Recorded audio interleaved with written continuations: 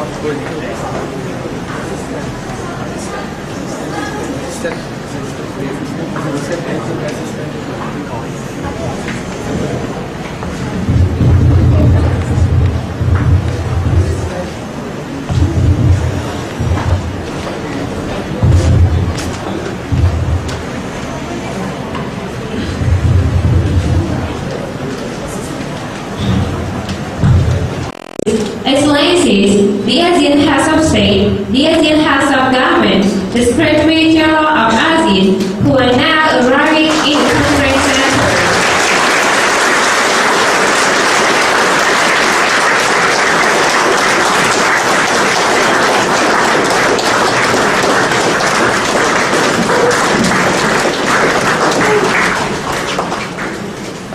Thank you. Please be seated.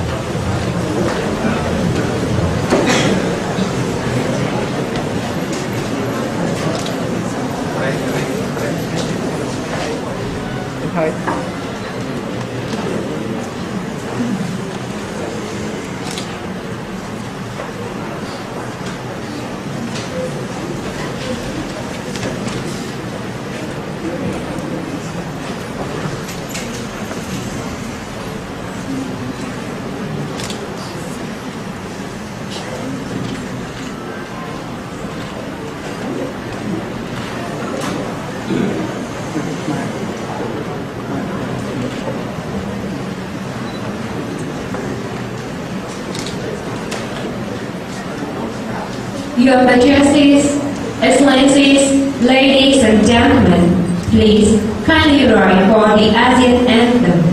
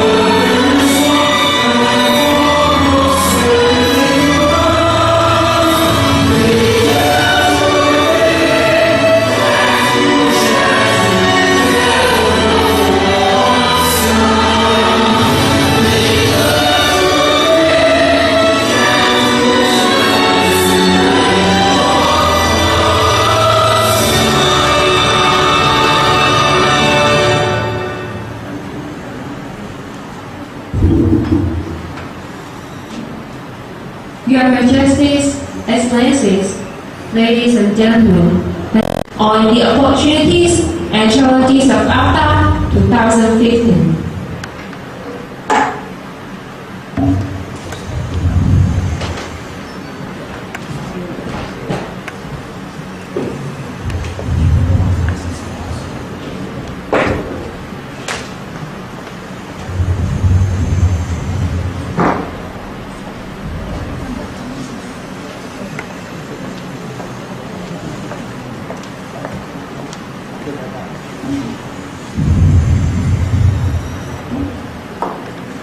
Opportunities and challenges of AFTA 2015 to deliver this document.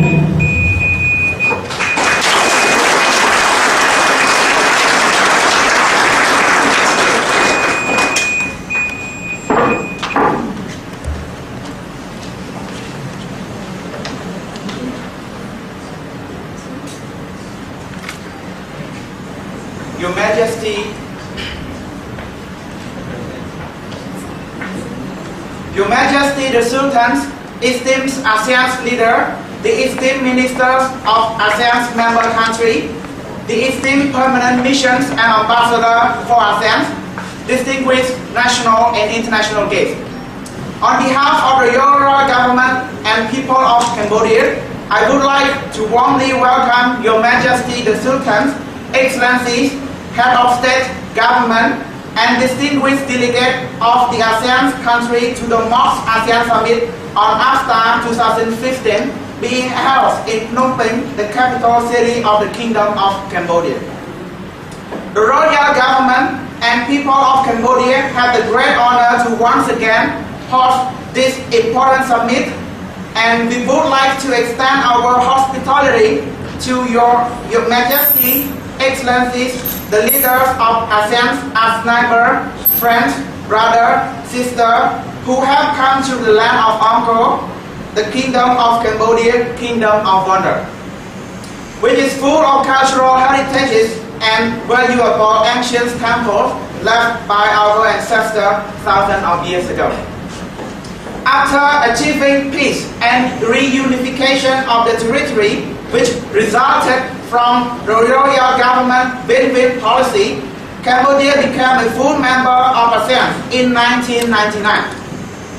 This has allowed Cambodia to integrate with the regional and the world economy and play an active and dynamic role as an equal member with equal rights in both regional and international forums.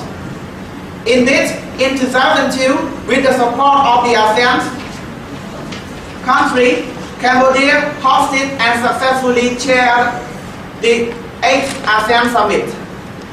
At this time, Cambodia is greatly honored and proud to assume the chairmanship of ASEAN in 2012 with ownership and high responsibility to assume the chairmanship in order to make contribution toward realizing our common goal, which is the establishment of the ASEAN community in 2015 as stated in the ASEAN Charter.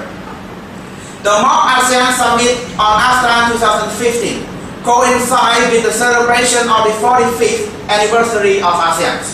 Indeed, ASEAN has undergone a major transformation since its founding, from a region wrecked by conflicts, misery, and poverty to a region of peace, stability, and development. After more than 4 decades of development, ASEAN today has become a closely integrated political and economic entity, an influential player in Asia and indispensable strategic partner of major countries and organizations in the world.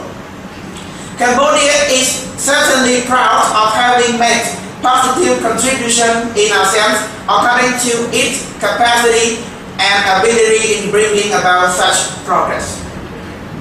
Nevertheless, along with the success and achievement made so far, ASEAN is facing some challenges that need to be addressed in order to realize the objective of ASEAN's One Community, One Destiny.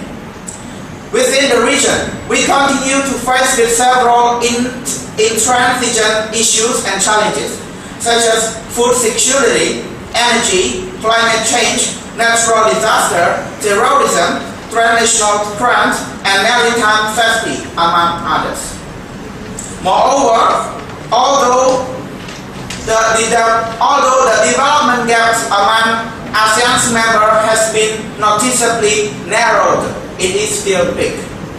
This requires us to double our effort to promote further growth and improve equitable distribution of the fruit of growth at both national and regional amongst members' countries.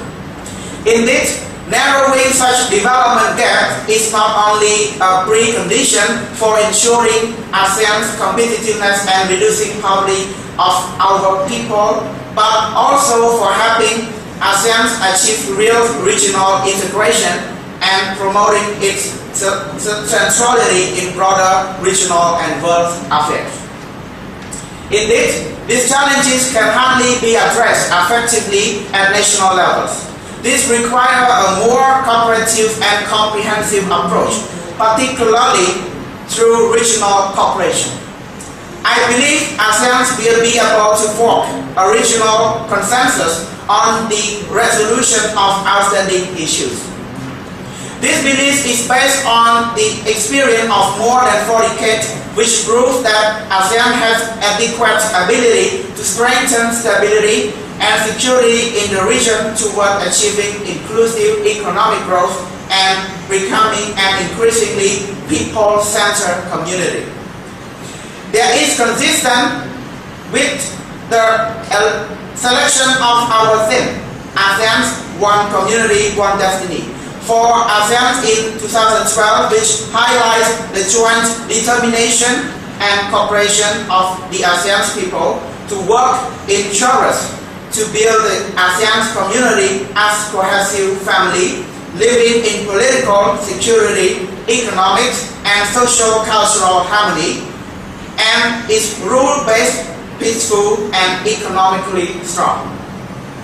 In the spirit of making more positive contribution to the effort of ASEAN community building and AFTA, and overcoming all the above-mentioned challenges, as the chair of ASEAN, I would like to put forward for the consideration of all ASEAN leaders the Phnom Penh Agenda, which spell out our priority for 2012 as follows.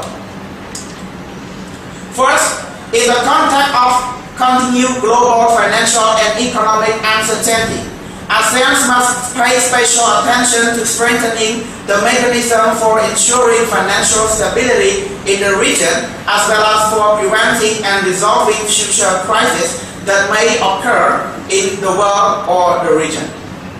Therefore, we should encourage our finance ministers to work together and with the partner concerned to achieve an agreement or concrete commitment of all members' countries.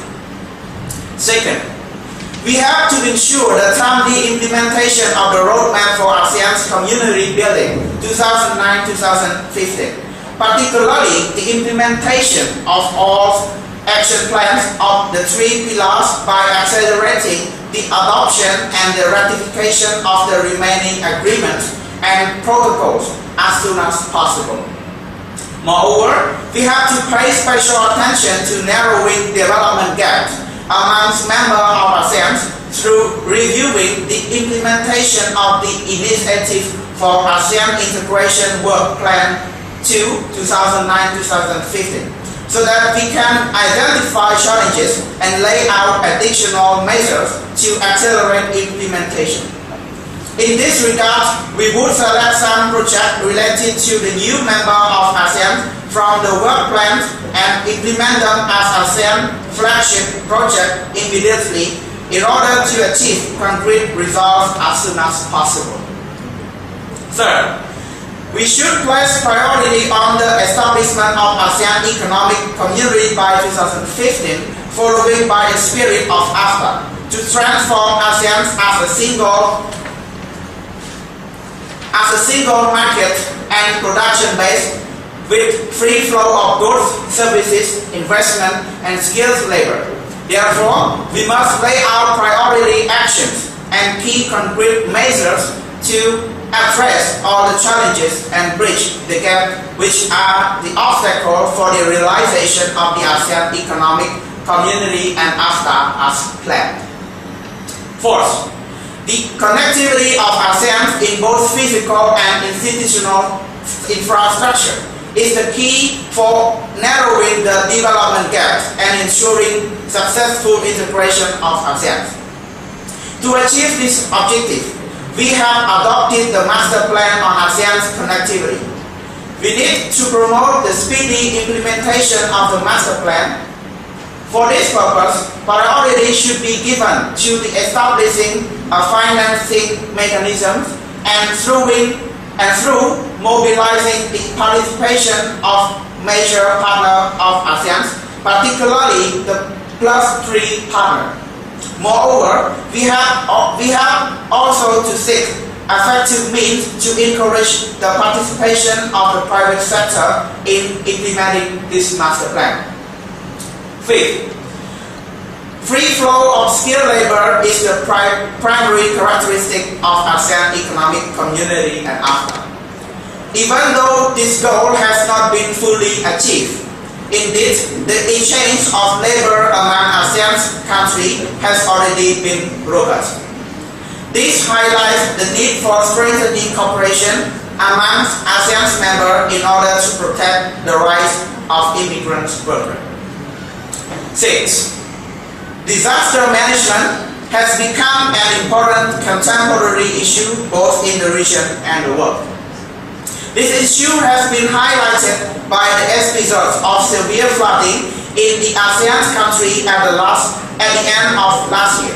For objective of strengthening disaster management, ASEAN has adopted some key institutional mechanisms. However, those mechanisms are not fully functional due to some remaining technical issues that need to be addressed, including the financial problems. Hence, we should consider this as an urgent priority for promoting the effective functioning of the regional disaster management mechanism. Seventh, climate change and the frequent occurrence of natural disaster have made the food security a primary challenge for ASEAN and the world at large. Based on the performance and potential of agricultural sector in the region, ASEAN has not only been able to ensure food security for the region, but can do also for the world. To realize this potential, we need to further promote cooperation in the agricultural sector by focusing on boosting productivity and agricultural diversification through addressing a range of problems including infrastructure, technology, financing, marketing, and processing of agricultural products for the region and for export to the rest of the world. Apart from the above priority agendas, we still have many other challenging issues that need to be jointly addressed in order to bring about progress and prosperity for our people and to promote ASEAN's prestige in the international arena. In relation to this, there are some initiatives that we have already started working on and which need to be completed as soon as possible. In order to realize the ASEAN community and AFTA by 2015, cooperation at governmental levels alone is not sufficient. This requires a broader participation of relevant stakeholders at all levels, particularly the support and participation of ASEAN people as a whole. At the end, I would like to stress that it has been more than 10 years since Cambodia has become a full member of ASEAN. We are proud that during this period, Cambodia was able to make considerable progress.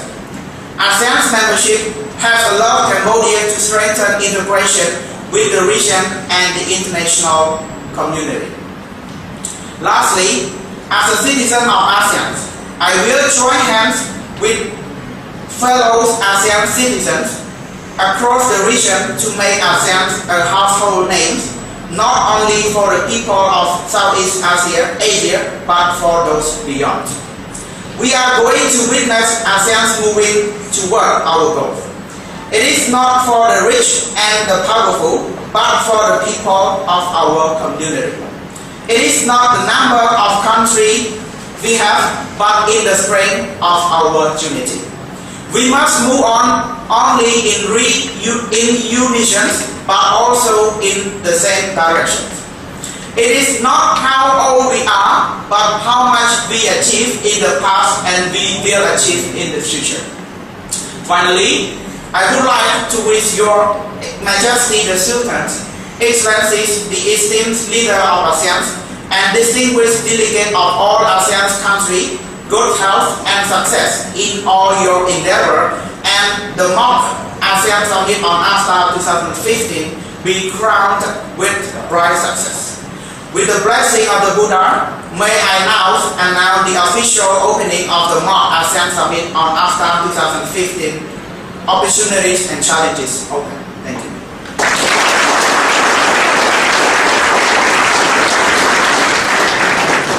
The stage will be shortly relaunched for the photo section.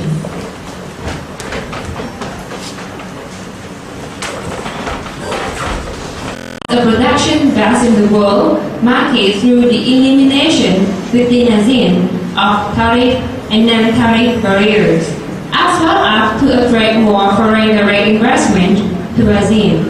The goals of AFTA is to the interests of ASEAN people, thus motivate the ASEAN to move on as profound community of Southeast Asia's region by 2015.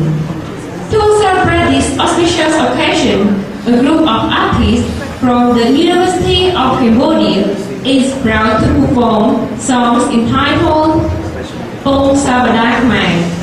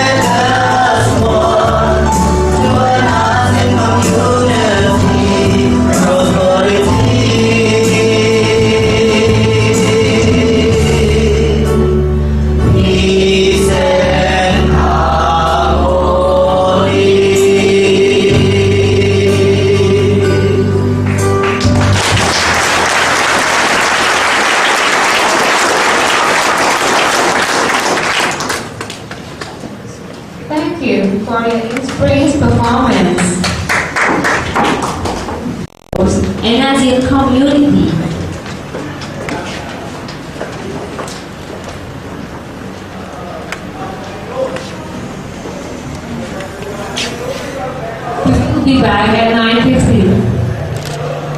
Thank you.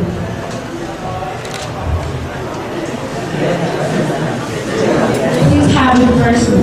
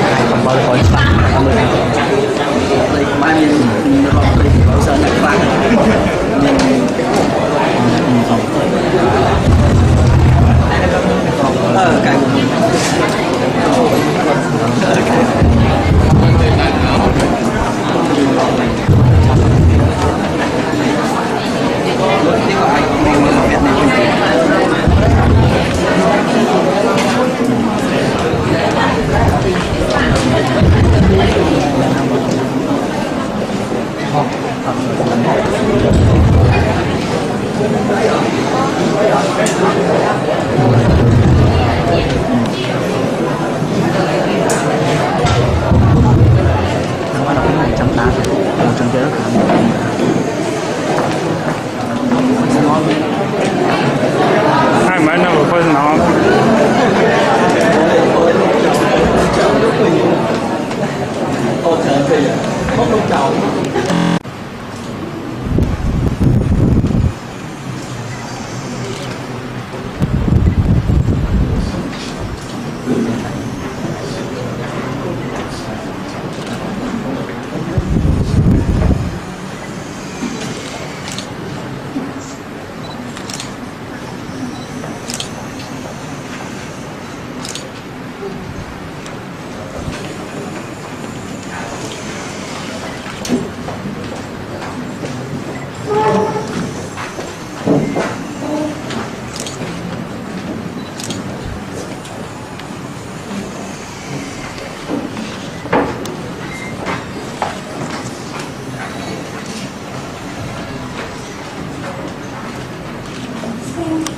Thank you. Please be seated.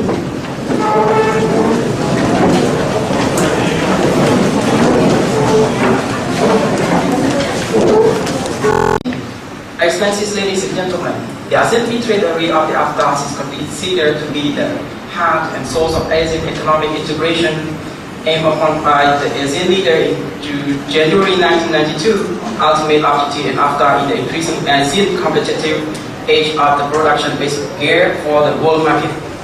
The basic figures of AFTA is liberalization of trade, the region done through the eliminations of intra-regional tariff and non-tariff barriers. By doing so, AFTA is expected to make manufacturing sectors in ASEAN more effective and ready to compete in the global market for trade, goods, service, investment. Your Excellency, ladies and gentlemen, AFTA offers a variety of opportunity not only for industry located in the region, but also for the investor and consumer as well. Trade liberalization under the environments of the free trade will drive the manufacturing sector in the region in more cost-competitive AFTA as the burdens of the material procurement of the major large market, economics of scale in production can be enjoyed. The competitive manufacturing sector attracts foreign direct investment, which in turn could stimulate the growth of the supporting industries in the region. As AFTA shows economic growth, more jobs can be created as the trade increase, income would likewise increase. Consumers also need to gain the free trade environment. They would be offered more choice, a broader range of the better quality products are made available to the market. AFTA increase purchasing power and cut cost of living. Your Majesties, ladies and gentlemen, moreover, in order to strengthen and practice AFTA effectively, the common effective preferential tariff scheme have established, and it is the main mechanism to move ASEAN toward the directions of the AFTA. It is the cooperation arrangement among the member countries whereby the intra-regional tariff is screwed down within the 0 to 5% tariff when over a period of time. Example, in 2002, the ASEAN 6 As we know, Brunei, Jerusalem, Indonesia, Malaysia, Philippines, Singapore, and Thailand. In 2006, Vietnam, 2008, Laos, India, and Myanmar, 2010, Cambodia. Non-territory will also have to be eliminated under the SEP scheme.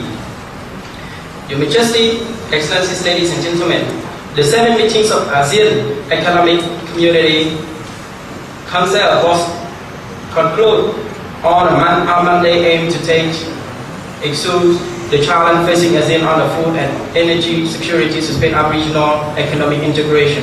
Today, the March 20th of ASEAN Summit in Phnom Penh, all stakeholders and special the AAC Council Minister will review the impact of the recent global development on the region and how ASEAN could remain resilient and change the view of the Integral Economic Development Initiative for ASEAN Integration and ASEAN Regional Comprehensive Economic Partnership. The member will also be stock of the Master Plan on ASEAN Connectivity, which has adopted at the 17th ASEAN Summit in Hanoi, 2010.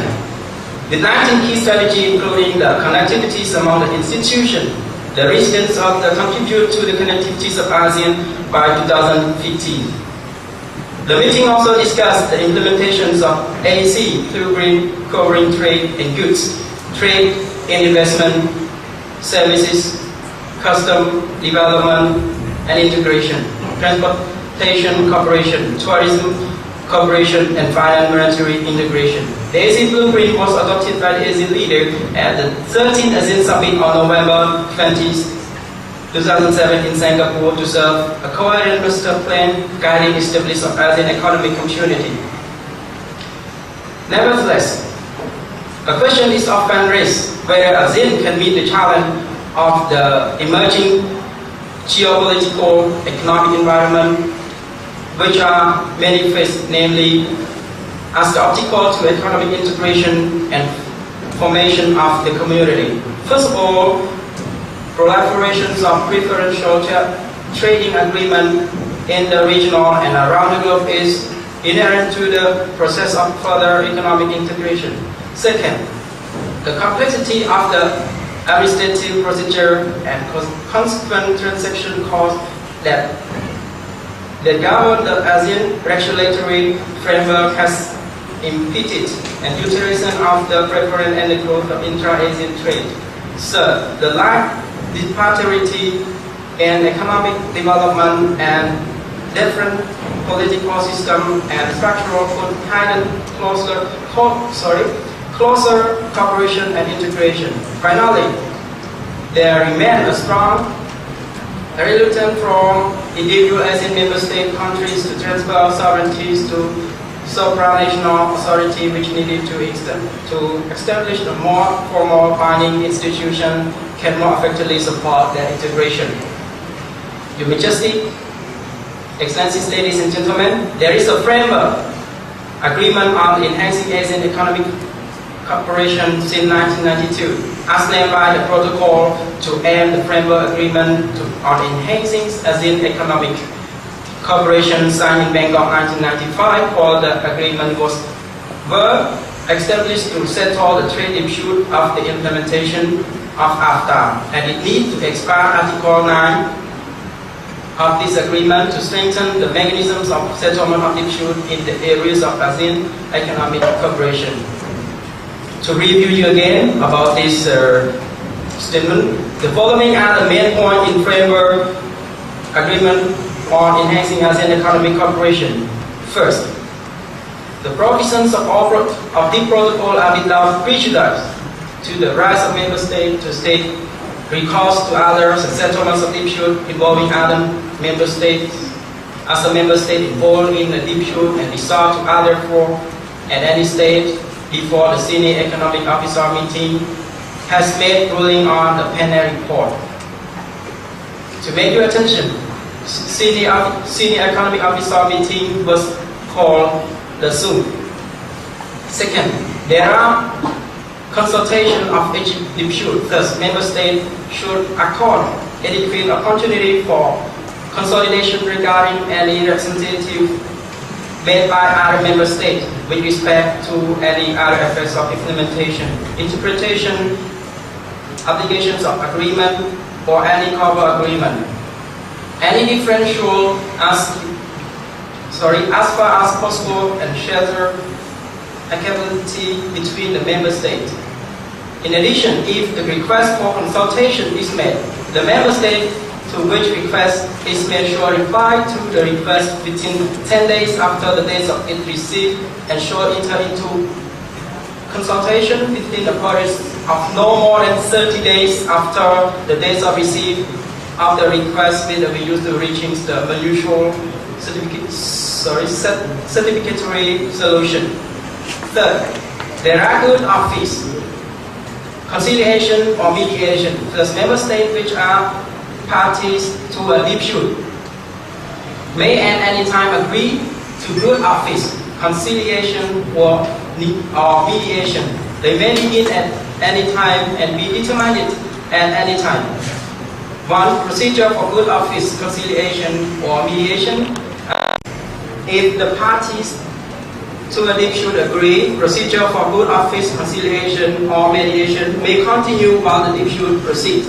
In case the consultation failed to settle a dispute within 60 days after the date of receipt of the request for consultation, the matter should be raised to the SOM, and the SOM also need to establish a panel. Fourth, the functions of the panel is to make an objective assessment of the dispute before it, including an examination of the facts of the case and the applicability of the conformity with the sections of the agreement of any cover agreement, and make such cover finding as will assist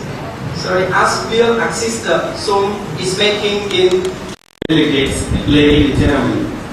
It is my great pleasure to welcome all of you to this ASEAN Summit AFTA 2015. And honorably pleased to express my sincere thanks to the Royal Government of Cambodia for organizing this important event, and Cambodian people for warm welcome of our delegates of Brunei within a comfortable environment and manner. Being under the same umbrella, I strongly believe that the 20th ASEAN Summit today is organized by the Royal Government of Cambodia will bring about a joint cooperation between the ASEAN member states within their common directions in terms of AFTA in 2015 period. ASEAN Secretary General, honorable ministers, distinguished guests, delegates, ladies and gentlemen, being in the same boat, the same house, and the same destinations, AFTA proposed in 2015 will bring about the opportunity into the region. If AFTA can be paid away for the first possible trade and investment linkage, foreign direct investment, political stability, stable economic growth, and social order, peace will be brought straight away into the region.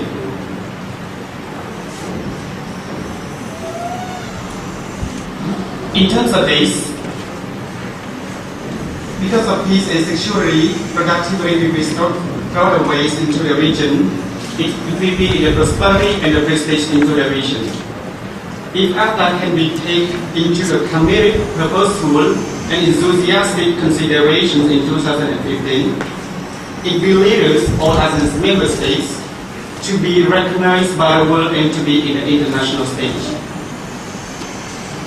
In this sense, I, Prime Minister of Brunei, would like to place my honest respect and manner for fruitful discussion for our summit today to accelerate our community, our region, to be a new, young, potential, and powerful community in the world. I hope I can contribute my ideas for the next dialogue for further development in our region.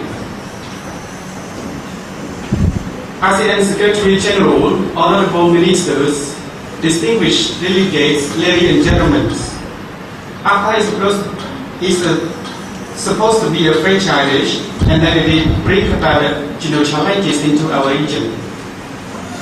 In response to this, I hope the ASEAN's leader will be aware and committed to solving some problems that happen in our region. To take part, my Brunei Prime Ministers will honestly and pleased to share the importance and on-time recommendation by looking at all the social circles of the AFTA 2015 together. To make this even more fruitful, I hope the ASEAN's member states could cooperate each other for the next 2 minutes. To facilitate this meeting, the Royal Government of Cambodia, the 20 ASEAN chairmanships with great opportunity will actively involve to facilitate our discussion for the 2 seconds.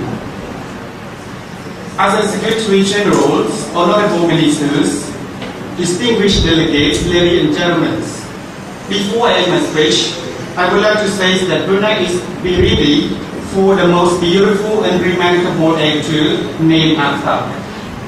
In case that AFTA can play an important role as most intelligent and outcome-oriented performers, as well as in the international stage, there must be strong and firm cooperation and support from all the social corners.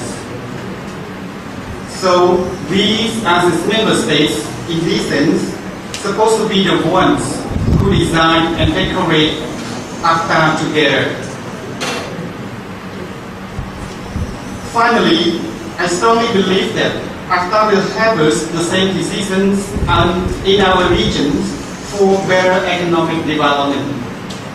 And I hope that these as member states will live peacefully in the same hammock, in the small house, near the bridge in 2015. So, thank you.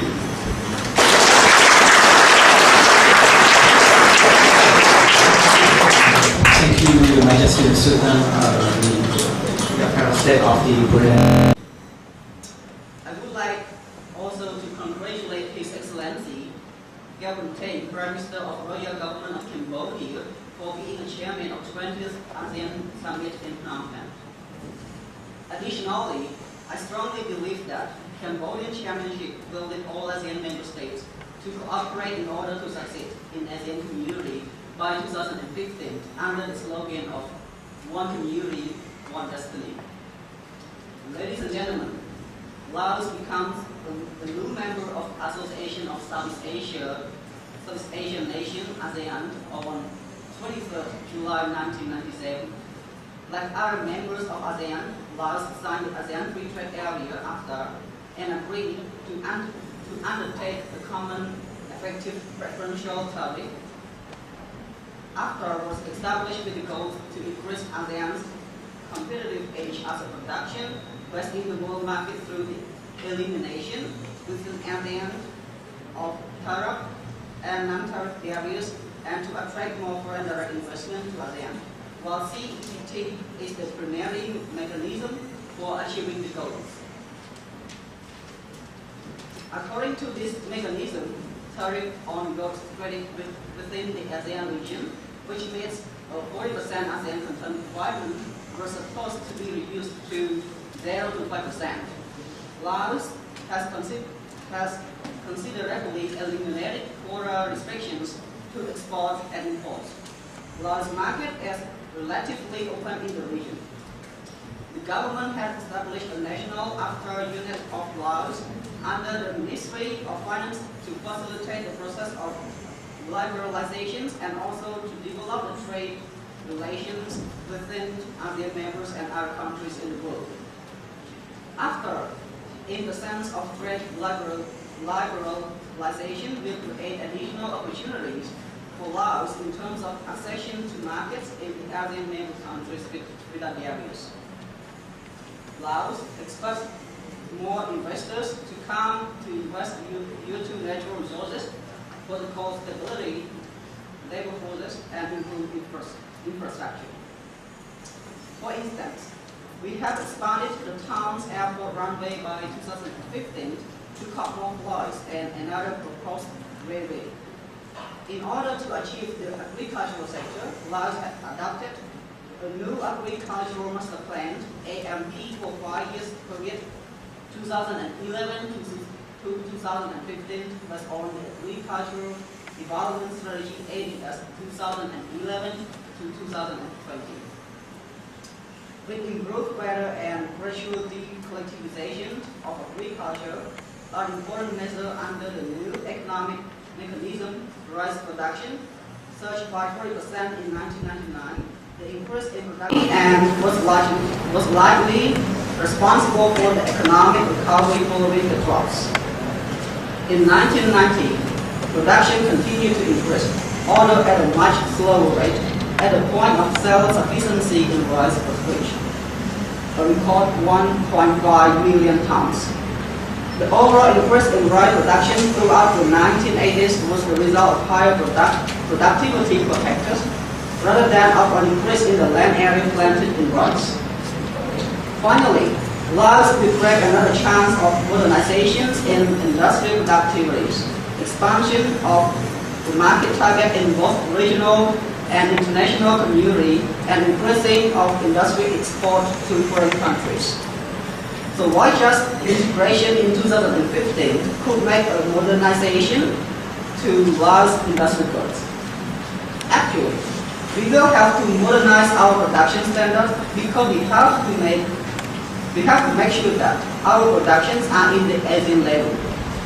It is clearly stated that this is the real opportunity for Laos to are still in initial stage of development, because Laos has a weak economy, human resources, technology, quality of products, and weak business experience. First, the infrastructure is still poor even though it has tried to improve. As a result, the investors are not keen on coming to Laos. Furthermore, all their inconvenience for travelers in the region, the procedures, and the cost of visas have the net effects of controlling the number of the visitors and generating valuable government income in developing the country. Protecting this asset is a huge challenge for local authorities, which are the first to get benefits, but we must also deal with the consequences of infrastructure development. Malaysia in AFTA.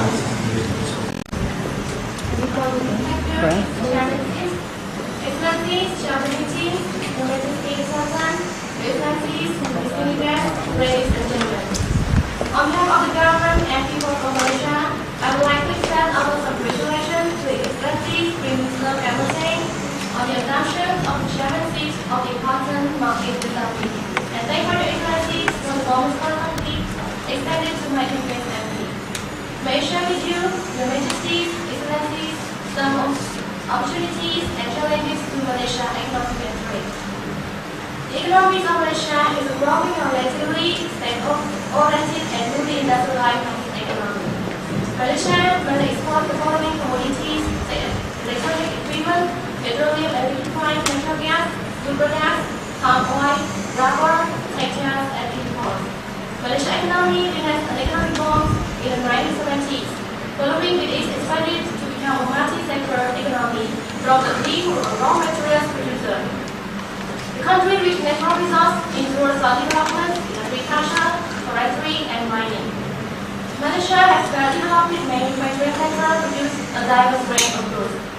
In 2007, the economy of Malaysia was the third largest economy in Southeast Asia and the 28th largest economy in the world by producing power authority with gross domestic product for 2008 of the $222 billion with a growth rate from 5% to 7% since 2007. In 2010, GDP per capita for Malaysia stands at $40,700. In 2009, the nominal GDP was $383.6 billion, and the nominal per capita GDP was $8,100. Many years after ASEAN member states decided to create ASEAN community in 2015. There will be free flow of investment, service, capital, and skilled labor. It will provide opportunities to all countries in ASEAN. On the other hand, it will also provide a challenge to other countries in ASEAN as well.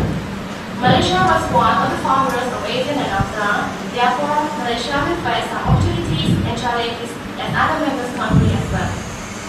Ladies and gentlemen, Malaysia will gain more revenue from countries. Therefore, the country would have enough money for further development in areas such as agriculture, infrastructure, educational system, healthcare, service, and so on. The wide opening market that Vietnam brought the country to save more investors. The trade card will be able to compete with the regional products. It also increases the exportation of products and about the industries within Malaysia to enjoy the chapter sources of seafood. AFTA 2015 also helped the Malaysian people to enjoy more global price. It also reduced poverty, unemployment rate, and crime. Especially AFTA 2015 will increase GDP in Malaysia. Therefore, Malaysian people will enjoy a good lifetime. Ladies and gentlemen, in existing the impact of closer economic integration between the 10 members in the region, there are a number of factors that need to be considered in terms of Malaysian context. Order.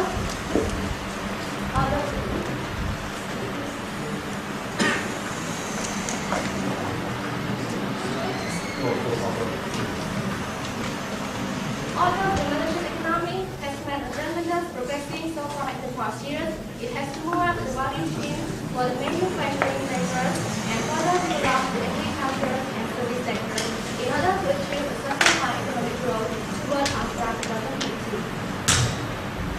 There are two main challenges for Malaysia. First is an economic challenge. Second is a social challenge. When Malaysia integrates with AFTA 2015, Malaysia will face the increase of intra-Asian competition from the lower cost producers. At first, the flow of technology or expertise from the member countries. There are many sectors in the industries that may face with a very strong position in 2015, such as automotive, iron and steel, metals, cement, and plastic products, with the result of the tourist elimination and no trade barriers in Asia. The effect of the trade cut to agriculture such as palm oil and rubber. The social impact in Malaysia briefly has to deal with the potential threat of the unemployment rate. Although some industries may enjoy high growth and improve competitiveness, there are others that experience business inclusion and rising the unemployment. Another consideration is the performance requirements on the foreign investment may have more serious impact to the human resource development. Moreover, without the requirements such as the transfer of technology upon to improve work skills may be harmful. There are no requirements that some training positions be allocated to low cost that will likely put them to combination with them past experience to improve their management. Ladies and gentlemen, on the special occasion day of the Asian Summit, on behalf of the government and the people of Malaysia, I would like to extend my deepest gratitude and best wishes to the government and the people of ASEAN member states, as well as to ASEAN external partners. Finally, I would like to say congratulations to the government and the people of Myanmar for their positive change of political reform. May ASEAN be a greater unity and stronger development. Thank you. Thank you, Her Excellency, Prime Minister of Malaysia, particularly for the investigation. Also, I would like to congratulate for His Excellency campaign for being chairmanship. And as well, I strongly believe that under the Cambodian chairmanship, one community, one destination will be implemented and will be accurate. And I would be I would like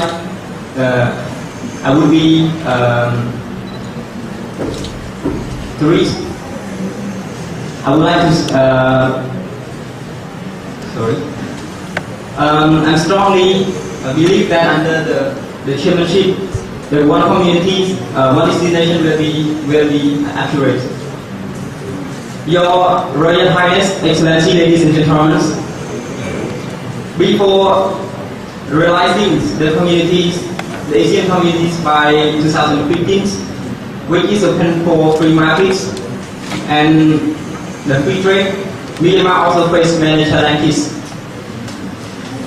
Myanmar nowadays is just beginning of the democratization. In 2008, Myanmar was also one of the influenced by the economic crisis, and now Myanmar has been improving itself by continuously implementations, the roadmap for community, ASEAN Community 2009 to 2015. Initiating Asian integration strategic frameworks and also the firmly cooperations in order to achieve the common challenges and realign the collective of the goals of the members by 2015. Being a part of it, Myanmar has gratefully reformed the political aspects by renewing the free elections, relieve the political prisons, and promote fundamental freedoms. In this regard, Myanmar has adopted many laws, policies, measures, and mechanisms to assist the free flow of goods, services, capital investment levels, and export across the border without tariff. As the result of these changes, Myanmar has drawn attention to the international communities and has been welcomed by all Asian member states regarding this new situation. His Excellency Takarat, the President of the Philippines, to resolve the reconciliation. Thank you very much. On behalf of the government of the people of the Philippines, I would like to congratulate His Excellency Jaduntay, Prime Minister of the Kingdom of Cambodia, for his protest to be the chair of the 20th ASEAN Summit 2012 in Phnom Penh, infrastructure, economy, and peace and stability. Joining in ASEAN in 1999, the Kingdom of Cambodia is the youngest member, but he can integrate himself in the region and in the world as a whole very fast. In 2015, Cambodia will be a member of AFTA too. Being a founding member of ASEAN and joining in AFTA since 1992, Philippine economy has been faced in both opportunity and challenges. However, the economy of Philippines has increased steadily from time to time. As in 2011, Philippine economy is the 45th largest in the world with an estimated GDP of $216 billion. The primary exports include semiconductors, electronic products, transport equipment, garments, copper products, petroleum products, coconut oil, and fruit. By joining AFTA, Philippines become newly industrialized countries very fast. Philippine economy has been transitioning from the one based on agriculture to one based more on service and manufacturing. The country total labor force around 38.1 million. The agricultural sector employs close to 32%, but contributes to only about 13.8% of GDP. The industrial sector employs around 13.7% of the workforce, but accounts for 30% of GDP. Meanwhile, the 46.5% of workers employed in the service sector and responsible for 56.2% of GDP. Excellency, even AFTA has been made some challenges to Philippine economy, such as agricultural sector, on rice, gross cotton, and cow.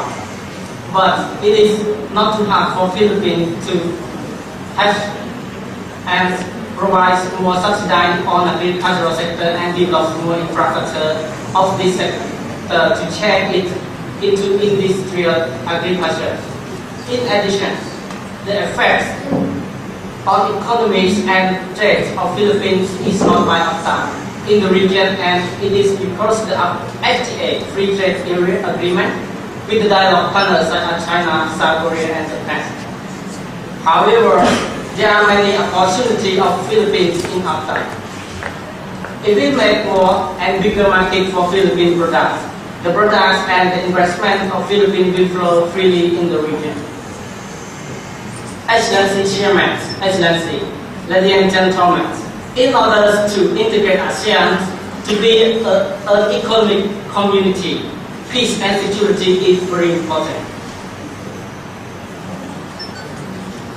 It's been a fact to the whole cooperation and integration of the ASEAN countries in AFTA and economic development.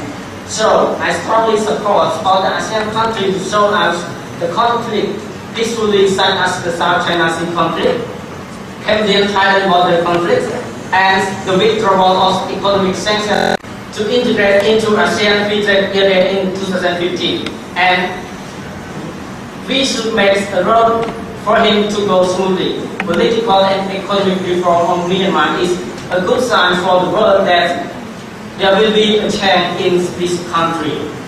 Finally, I would like to say thanks for the chair of ASEAN, the Kingdom of Cambodia, for providing me the chance to deliver my speech in Cambodia, and I hope we will continue to discuss about our problem and conflicts and integration smoothly together.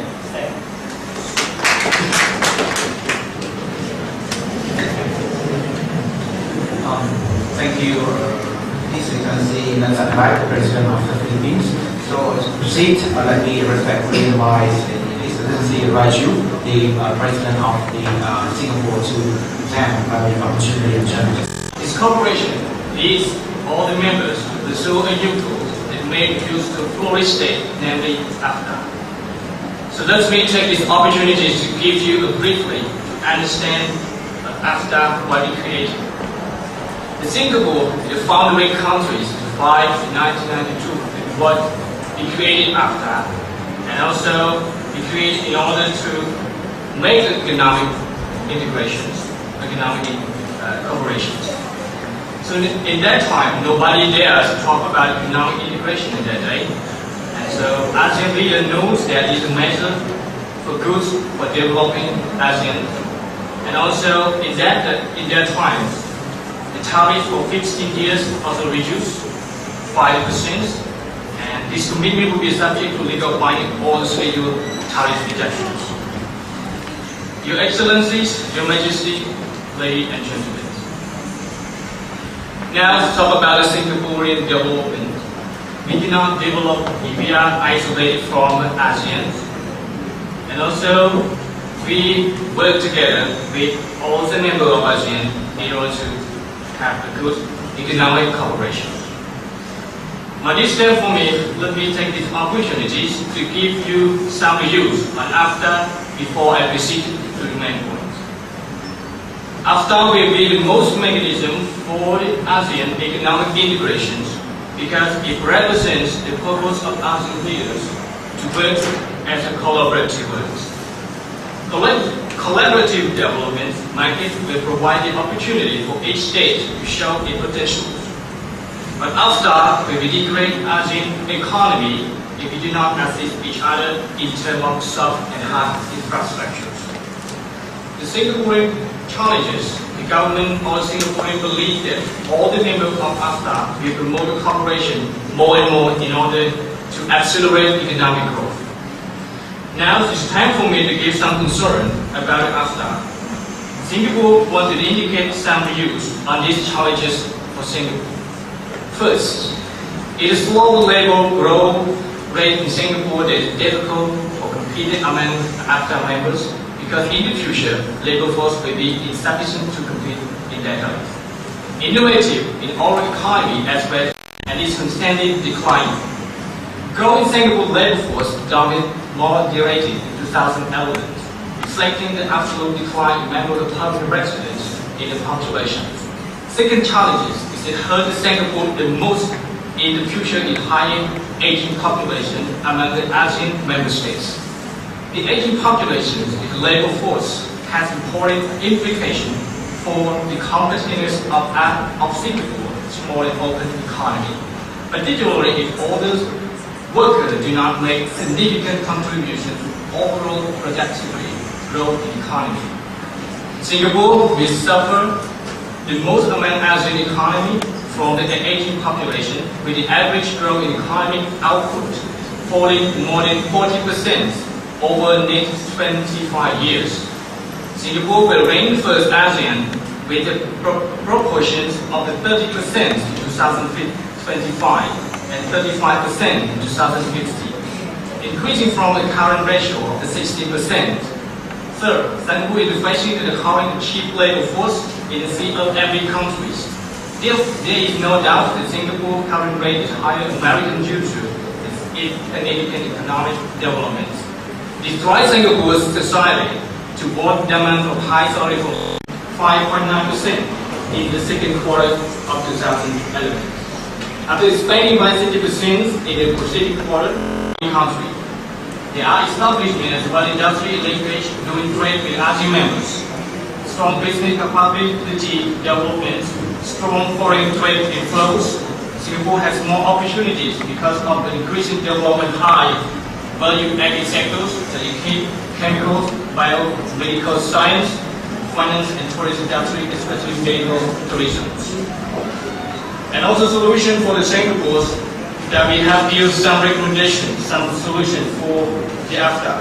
There are some effective solutions recommended to deal with about challenges. The first, Singapore government has developed practical policies to fight the ominous fertility rate regarding as aging population. Government some encourage more of support to community to aging issues, so the government should give more online learning and the training of older education workers in order to reduce the productive effect of aging population in Asia. For Singapore government, it has to make a policy more based on recommendation and theoretical or religious economy modeling prior to pursuing stability growth. Fifth, is very little natural resources. Singapore government have known very well how to manage human resources and for management, which are the most important natural resources. Also, these are recommendations for the solution for Singapore. And now the conclusions. Conclusion, Your Majesty, Your Royal Highness, Lady and Gentlemen. So, ASEAN's integrated economy require all for the recent successful elections.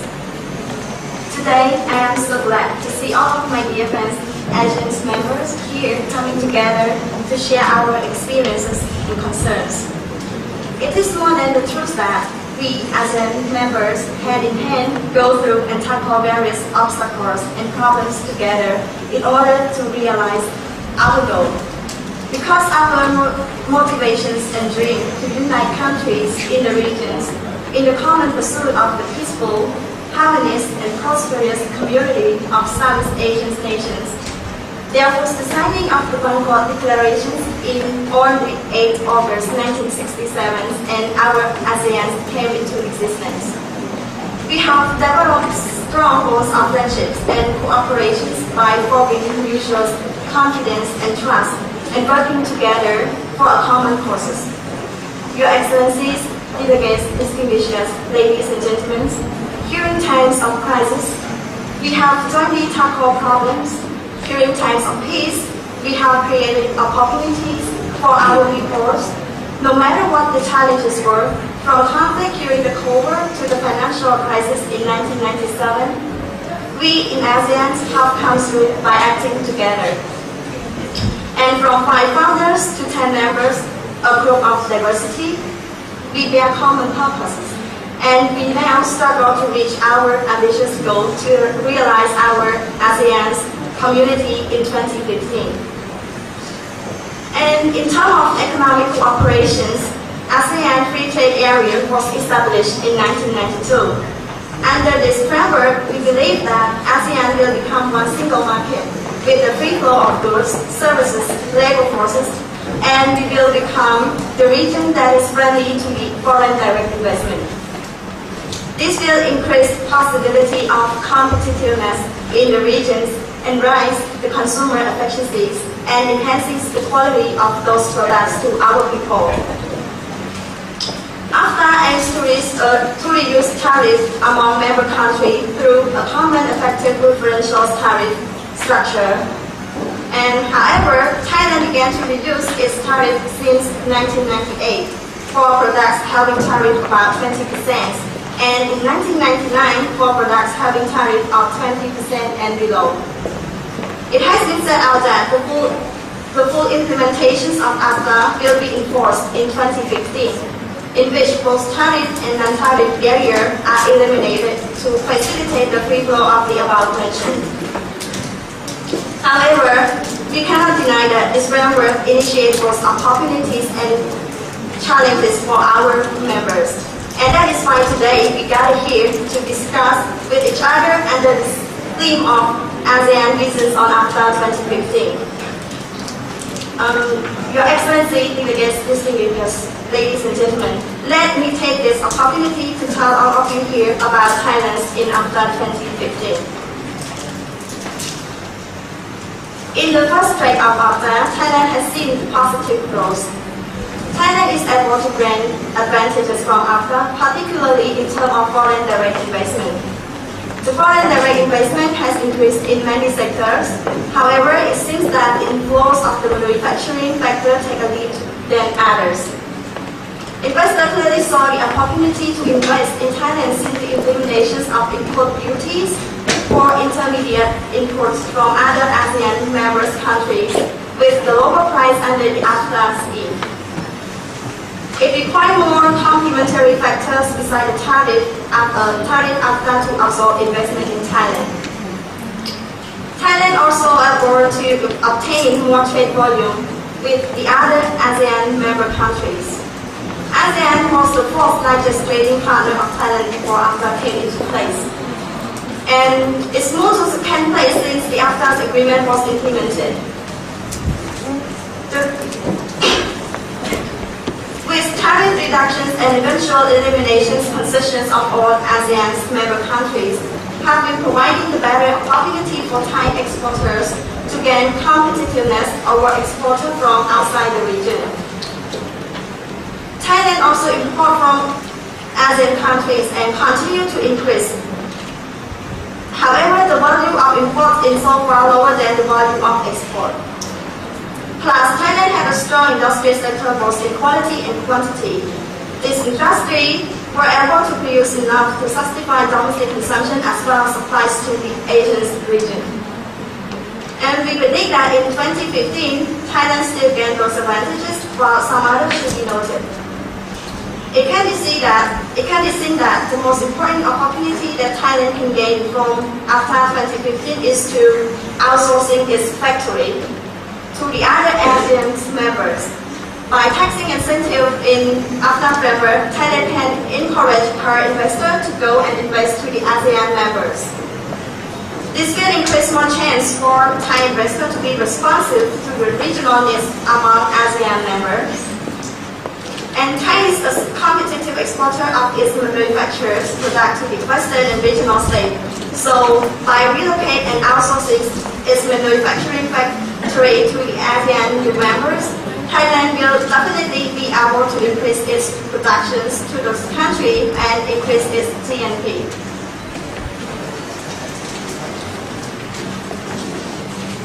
These outsourcings will cut the waste cost that Thai operator and investor have spent before implementing AFTA 2015. In addition to the outsourcing, AFTA in 2015 also encouraged the foreign direct investment to come in Thailand. While integrated into AFTA 2015, the market will be broadened from home market to regional market. The foreign direct investment will bring about capital, technical expertise, and technological advancements to Thailand, and as a result, the unemployment rate will decrease. Thailand will become the foreign direct investment destinations in 2015 since the conditions and Thai policy are all friendly to investors. It has liberalized and encourages market-oriented system that allows the freedom of moving in terms of productions. More importantly, the climate for foreign direct investment is very easy that can absorb foreign direct investment. The government has adopted many policies which favor the foreign direct investment, and many support and incentives also have been put into place. The current track of AFTA has already benefited in attracting FDI to Thailand, and this is a prediction that there will be the continuations of flowing of FDI to Thailand compared to other members. One of these evidence is about the report from the World Bank that Thailand has ranked in the 12th place in the most easy country in doing business, and that will attract more investment. In addition, AFTA can also pave the way for Thai automotive products to flow to the regional countries easier and cheaper. Besides, food industry and agricultural products also have a marketing opportunity in ASEAN's member states. Your Majesty, Your Excellencies, Secretary General of ASEAN, delegates, distinguished guests, ladies and gentlemen, not different from our dear members, we Thailand also face various common challenges in maximizing the benefit and minimizing the potential risk in implementing AFTA 2015. Those challenges ranges from the flow of skilled labor, large effects on trade and protected products, logistics systems, impacts on some key agricultural products and small-scale business, and the lack of practical and policy dilemmas of going forward. However, we are now seeking for domestic solutions to deal with those challenges. In addition, some concerns are needed our dear members together cooperate to deal with in order to achieve our common goal. Finally, Thailand is still optimistic with the AFTA framework that it plays a mechanism in fostering the Thai economy and ASEAN as a whole. This framework will shape ASEAN to become a unique part of the world and strengthen ASEAN's ability to enter into world stage. We commit ourselves to realize the ASEAN 2015 visions, and we are ready to help our members who need our hand. Thank you. Thank you, Excellency Sanjani, Prime Minister of Kingdom of China. Good morning, and thank you very much for Your Excellency's Prime Minister of the Kingdom of Cambodia to provide such an ideal opportunity for me to deliver my speech regarding to the opportunities and challenges of AFTA 2015 in Vietnam economy. Your Majesty the Sultan, esteemed ASEAN leaders, Excellencies, ladies and gentlemen, distinguished national and international guests. It is a great honor to have His Excellency Prime Minister of the Kingdom of Cambodia, Phnom Penh, to open our meeting, followed by the remarks of representatives of other ASEAN members.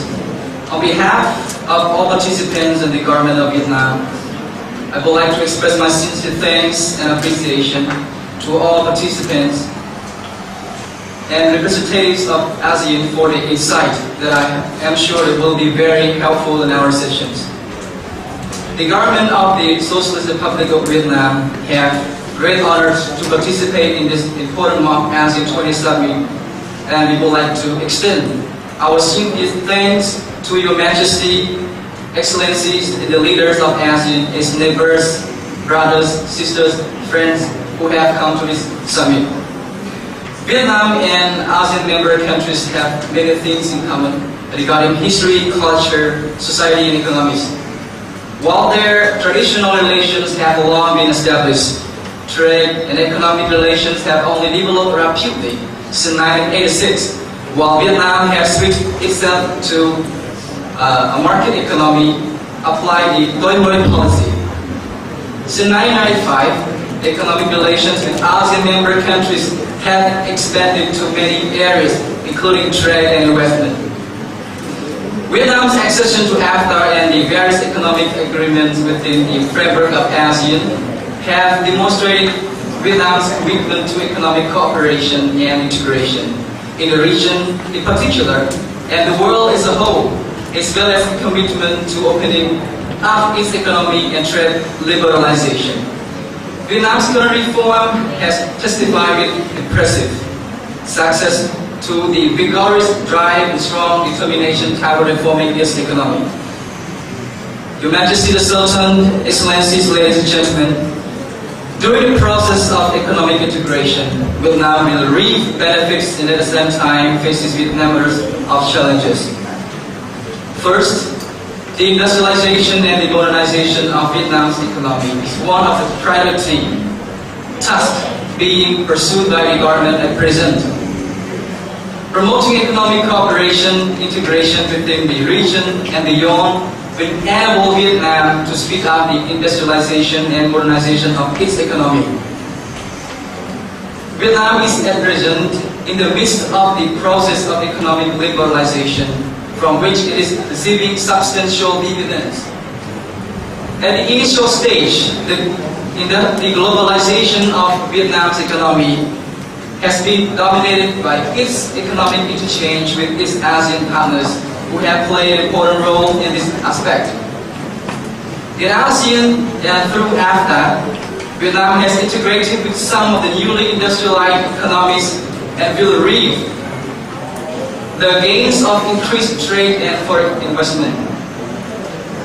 Vietnam will also gain access to new international markets through the ASEAN window and have greater opportunities to extend its economic relations, including technology transfers with the more industrialized economies of the world, thus positively contributing to its economic growth.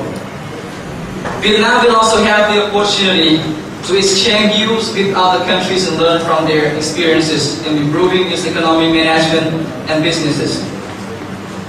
All of this will assist Vietnam in building an efficient, dynamic, and competitive economy. Second, being an AFTA member, Vietnam will have access to a vast regional and global trade network.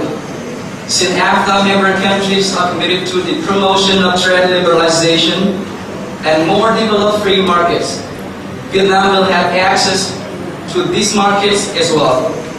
Vietnam's accession to the SEPT agreement, as well as its participation in many other areas of ASEAN economic cooperation and integration, such as intellectual property, services, industrial cooperation, and investment, has sent a strong signal to foreign investors of Vietnam's orientation and the goals of its economic policies. This has also strengthened the conviction that Vietnam is firmly committed to continuing the liberalization of its trade and investment regime, in particular and its comprehensive renovation in general. Third, participation in ASEAN and AFTA requires that Vietnam adopt the norms and practices governing the rules and regulations of international trade relations. This is especially significant in that the issue of Vietnam's accession to the WTO has been strongly endorsed and assisted by all AFTA members. Regional integration also makes it easier for Vietnam to be recognized and accepted into the reign and file of the ASEAN Pacific community. Fourth, peace and stability are vital factors for economic development and are also factors of paramount importance to the creation of favorable environment for promoting economic cooperation and integration. However, at present, there still exists potential economic cooperation. At present, there still exists potential threats to peace and stability in Southeast Asia.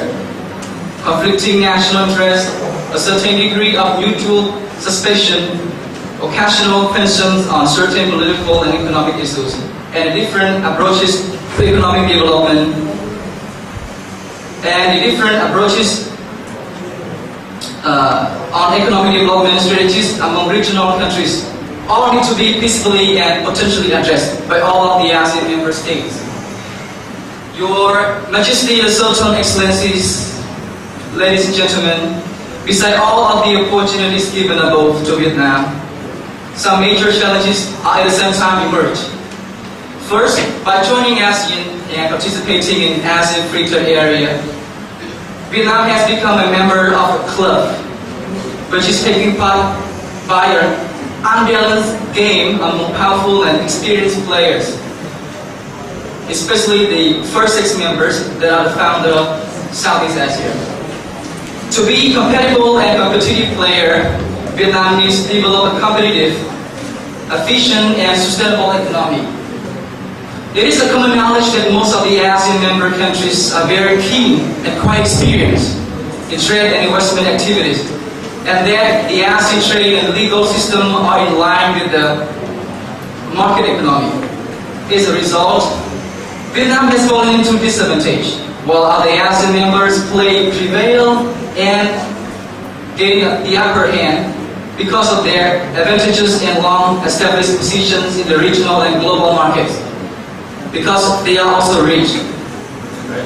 Second, to integrate effectively and competitively into the regional as well as the world economy, Vietnam has no choice but to continue with its comprehensive renovation.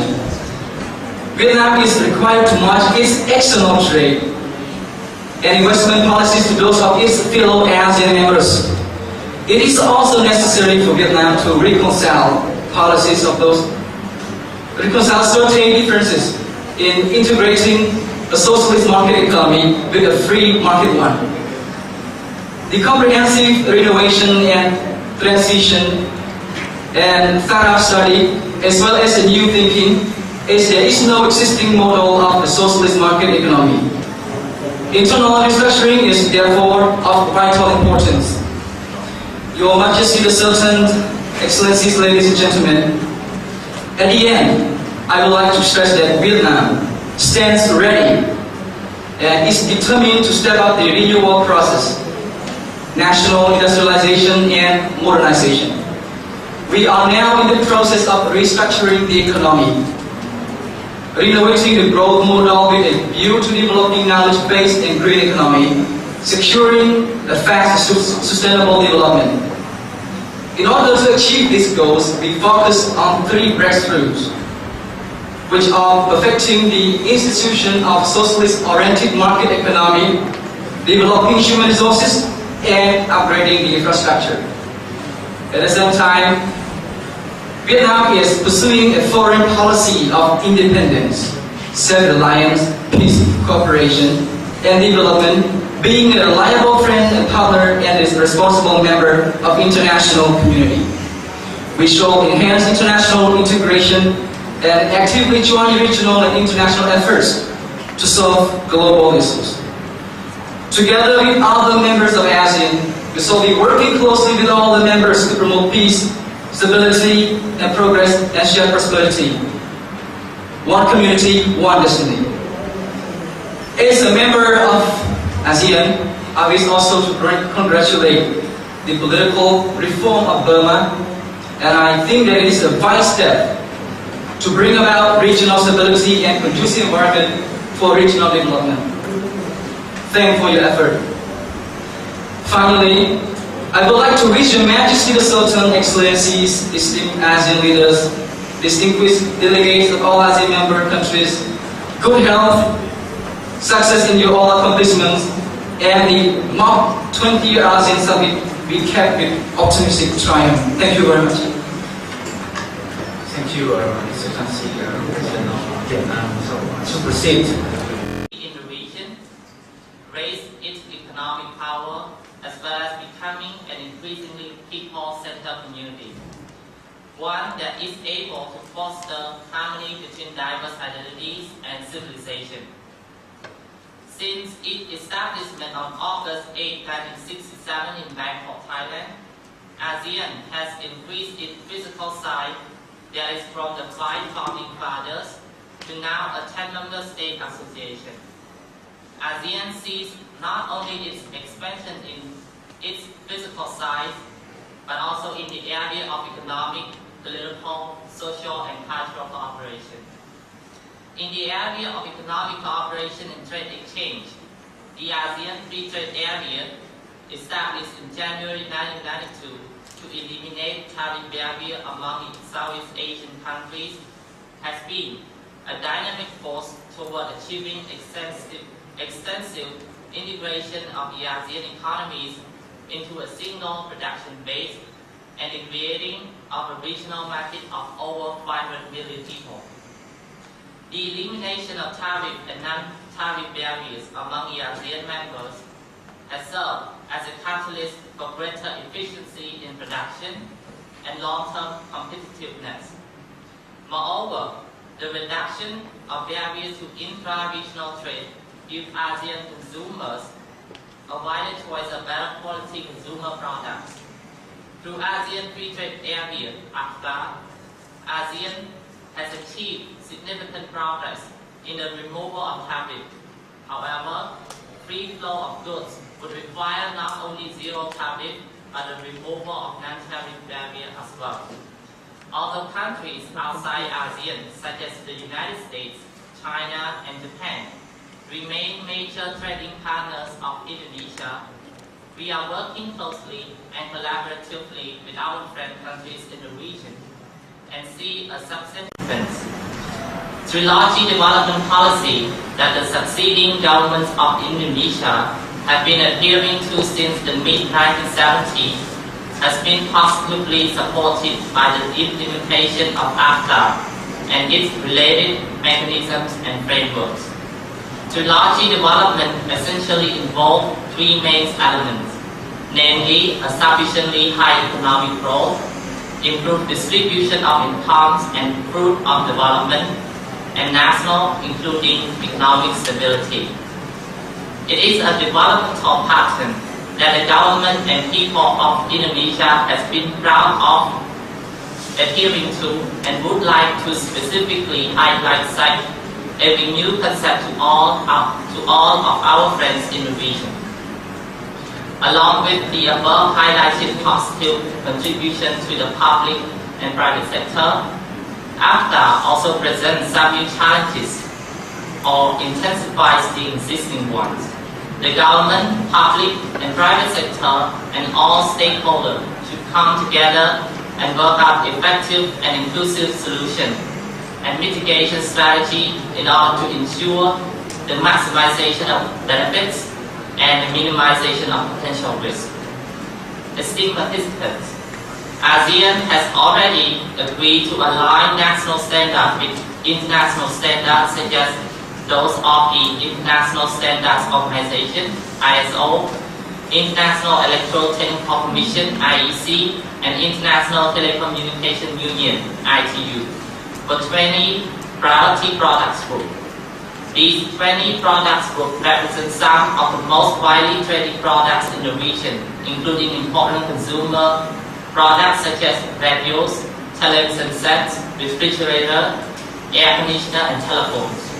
Yet, the commitment should be intensified and translated into a concrete roadmap for implementation. Allow me in this opportunity to propose the establishing of ASEAN Product and Service Evaluation Commission and ASEAN Organization of Standardization, ASO. The two organizations will be the developers and publisher of regional standards.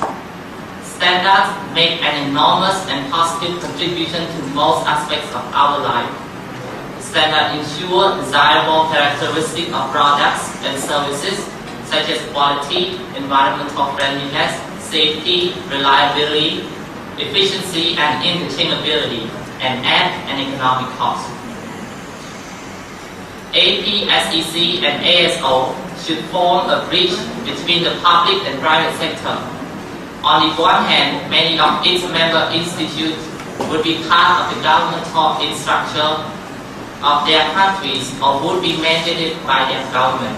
On the other hand, other members would have the roots uniquely in the private sector, having been set up by national partnership of industry associations.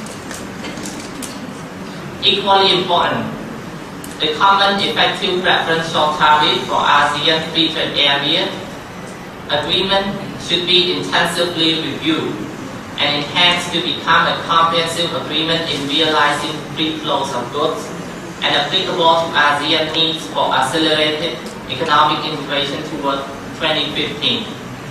ASEAN has achieved significant progress in tariff liberalization. However, non-tariff barriers still impose great obstacles to the free flow of trade and realization of full implementation of ASEAN Free Trade Area. Quotas, import licensing requirement, proportion restriction of foreign to domestic goods, minimum import price limits, and embargoes are some of the most prevalent examples of non-tariff barriers present in all ASEAN member states. Therefore, the main focus of ASEAN toward 2015 should be placed on the full elimination of non-tariff barriers. Member countries should work on eliminating NTBs for endorsement by ASEAN Economic Minister meeting scheduled in September 1995. More emphasis should be made to the preparative work of NTB elimination, which is being undertaken by the Interim Technical Working Group. Your Excellencies, Heads of State, Heads of Government, esteemed participants, Indonesia sees the implementation of AFTA as an integral and dynamic force of achieving its national and regional objectives in terms of economic growth, regional integration, and sustainable development. AFTA itself has indeed served as a catalyst for greater efficiency in production and long-term competitiveness of ASEAN in relation to other major free trade areas such as those in North Africa, Europe, and East Asia. The concept of trilogy development should be highlighted and study of any possibility to include in one of the formal and decisive tools at the regional level. We also share some common challenges that require close cooperation and complete action plan in order to avoid blocking shortcomings and to move forward. Establishing a regional evaluation body as Indonesia proposed, and a reviewing and enhancing of the common effective preferential tariff for AFTA, a complete removing of non-tariff barriers and encouraging non-discrimination and cooperation should be a top priority for both public and private sector of every ASEAN member state. Government and people of Indonesia are strongly committed to work with all our friend countries to successfully achieve a full realization of AFTA implementation. Thank you. Thank you, His Excellency Rabit, President of the Indonesia. So, yeah, just to contribute with all of you, as a chair of ASEAN, we, Cambodia, would like to raise up our opportunity and challenges of us in the AFTA 2015 also. So, since Cambodia is the last member of ASEAN, we have become a member in 1999, April's 30th. So, we are the last, and it seems like our development is still low compared to others. We are in a group of what we call the CLMV, right? So Cambodia, Laos, Myanmar, Vietnam. So we are still poor in the region. So yeah, that you can see we include Cambodia as well. So anyway, participating in the AFTA, so Cambodia will have some benefit, or let's talk about advantages, the opportunity for Cambodia. So first of all, let me talk about the free flow of product and market expansion. Of course, Cambodia's trading partner is very limited, since we have only the trading business transaction with only not many. We lack of human resources, so we will really import, especially from the developed country region, especially from Singapore, Indonesia, right? Also from Malaysia, you are very qualified with the technology, the science, whatever. So we strongly believe that research and integration are very flow of the ecosystem to Cambodia. So we really needed to build up our productivity, to improve our productivity as well as to strengthen our export and launch. Another opportunity for Cambodia is about trade investment. So we all witness about that. The investment in Cambodia is not very much. Most country, some country in Asia, like we have Korean investment, and even we have some Thai company, Malaysian company, or also Singaporean company in Cambodia. But let's say the scope or the scope of the investment, especially the foreign direct investment from your country, from the other country, is still very small compared to others. So with such an integration, I believe that it will be a very good image for Cambodia, because it will build up our positive image, our positive steps in the international forum, international stage. So we strongly believe that the other countries, especially the European country, also other countries in various parts, various regions of the world, will trust and will believe in the capacity of the royal government of Cambodia, the people of Cambodia, that they will come here and work so that we will all benefit, especially the Cambodian people. We will be able to reduce our poverty, to increase our gross domestic product, and as well as to get strength and to improve the standard of living of the Cambodian people at large. Right? So these are the three main opportunities of becoming a member, a full member of AFTA 2015. Anyway, so at the same time, still like I have raised up earlier, since Cambodia is the U.S. member, just been awakened from the civil war. So 20 or 30 years of war. So we are in war. So there is no development at all. So during the wartime, our infrastructure, especially the physical infrastructure, was damaged, schools, roads, and others. So yeah, we still lack of that, and lacking of infrastructure is considered as a challenge for the development, the economic development of Cambodia at large. So what we need is to develop our infrastructure, especially the physical one. And regarding the infrastructure here, it is also about the institutional infrastructure, meaning institutional building. Right? We still have some problem with that because of what? Because let's say our civil servant, our government official, their knowledge is still limited. It's not very well-rounded. It's not very knowledgeable as other countries. So sometimes we still have such kind of barriers, such kind of problem. Anyway, the second challenge for Cambodia is about the human resource at large. Okay, so talking about human resource here, I may heavily mention about the labor force, right? The labor force. So, as you have seen already, that having a very good human resource will be very beneficial as President of Singapore has raised up. That country they are the knowledge-based economy, right? So we Cambodia we want to develop it also, but we are having no problem because of what our education is still it is not poor, but it is not good. Yeah, right. So just say we are in the medium of fair level. So we need time to improve that, and we may need your assistance, especially from Singapore, from Thailand, from the Philippines, right? So that's what we need, your technical assistance, your cooperation, your collaboration with such an educational affair.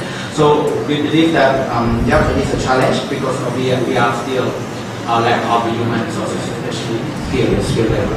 And with such a thing, there will be the free flow of workforce in our community, ASEAN 10 countries.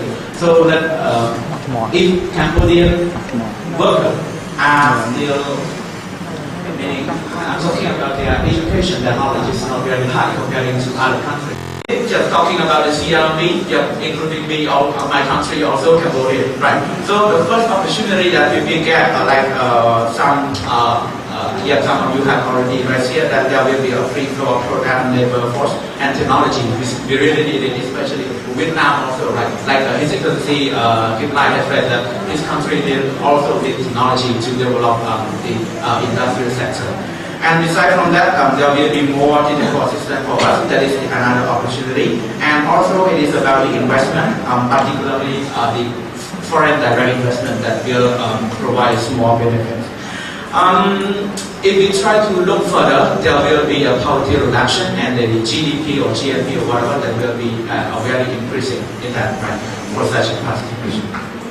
And for the developed nations such as Thailand, Singapore, meaning the founding fathers of ASEAN. So they are, according to the discussion this morning, I have noticed that they will have some advantages. Just first of all, there will be the expansion of the market product. Right? Like we can see our region now, the Thai product is everywhere, and now the Singaporean product, Malaysian, Indonesian product is everywhere in our market, in our region. So it will be a very great opportunity for all your country to expand it, to export more product to the other country, to the region at large.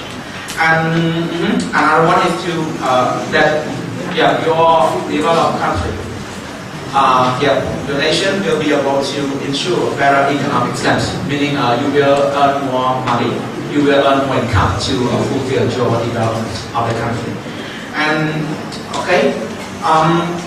another one is about the question, right? Like you are qualified already, the developed nation, you are qualified already, so there will be the outsourcing of factory, there will be outsourcing of development to the country. And I hope that your developed country will come to Cambodia because we are not ready for that. Right? Not only to Cambodia, but also to other members like CLMV, right? We are very poor.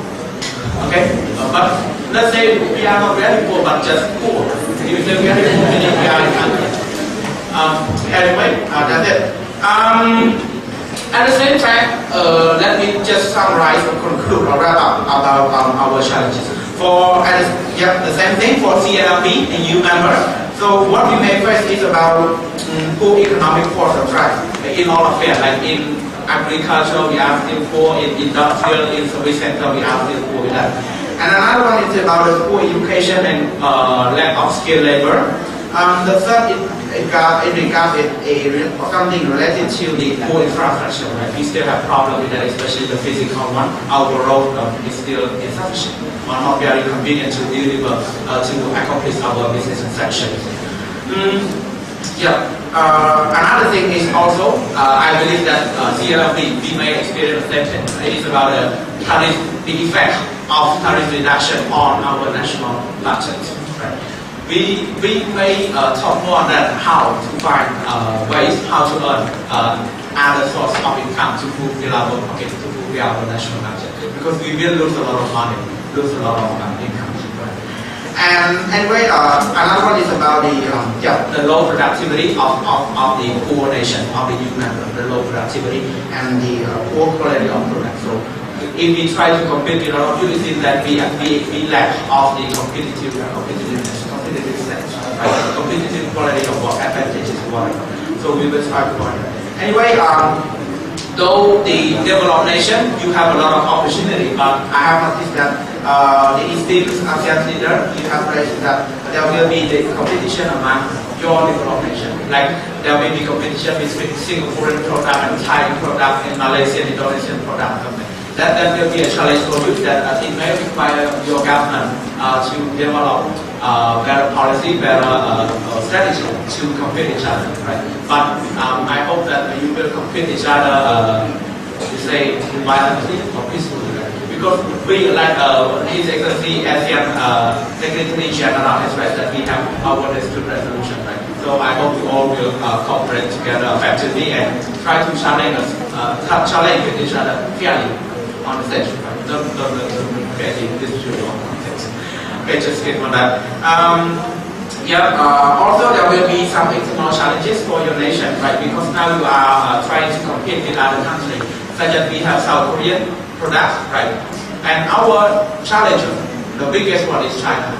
So we hope that, by integrating each other into a community, we have 600 billion people.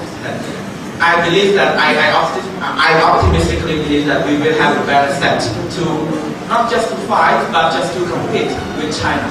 So China is our trading partner, but at the same time, only a partner is not enough, but we will try to compete with them also. So try to have the ASEAN product. So I believe that the ASEAN product will be competitive with the Chinese. Not only Chinese, but for also other countries. So this is what we have discussed today in the morning. So I just would like to inform to the leaders of ASEAN that there will be no break. So we may proceed.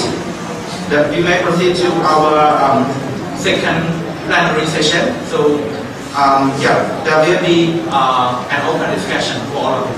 So if there is any problem, if there is any idea or concept or opinion to raise up about our opportunity and challenges of your individual country, so please kindly raise, and please just raise your hand up and I will give you the opportunity. So please welcome. Okay, so that there would be good for each other in this ASEAN region. This means that, as Prime Minister of India have raised that, we have to help each other to different member states have different weakness and strengths. So I would like all of the country work together in order to share those things. The strongest have the weakness. For what? This is for in order to help each other to live in peace and security. This is concerning. So in order to have peace and security, most of all of us in member states have to cooperate very effectively in the cooperation. First, just like example, just like Singapore is very good at human resources, especially technologies. So why not Singapore try to have other states in order to improve that skill? This doesn't mean that Singapore is trying to have another competitor, but to have other to go together as one community and one destiny. This means that if other countries grow rapidly in the technology, so that countries will get the benefit as well. If other countries is poor, so maybe none of them can purchase of all the technologies products. The second example is that ASEAN is a natural resource rich. For example, gas, oil, and other natural resources. So why not they give another assistance to have other countries just like Cambodia that build to conduct the oil in the seas. Yes, of course. Why not give the assistance to them to have them in order to improve the economic growth and development? And one other thing is that as Thailand is good at industries and natural resources, human resources stuff, and help each other in the nation. They're trying to foster our pace in development in our region. That is what I'm trying to pursue, that we have to work hand in hand and talk in peace, security, resource of the issue that have during the trade and investment that have during that time. So, as I have mentioned about, we have the mechanism in order to resolve those conflicts. So we have to work peacefully. Not just like what I have raised is that the conflict just border. We should eliminate the conflict in the border.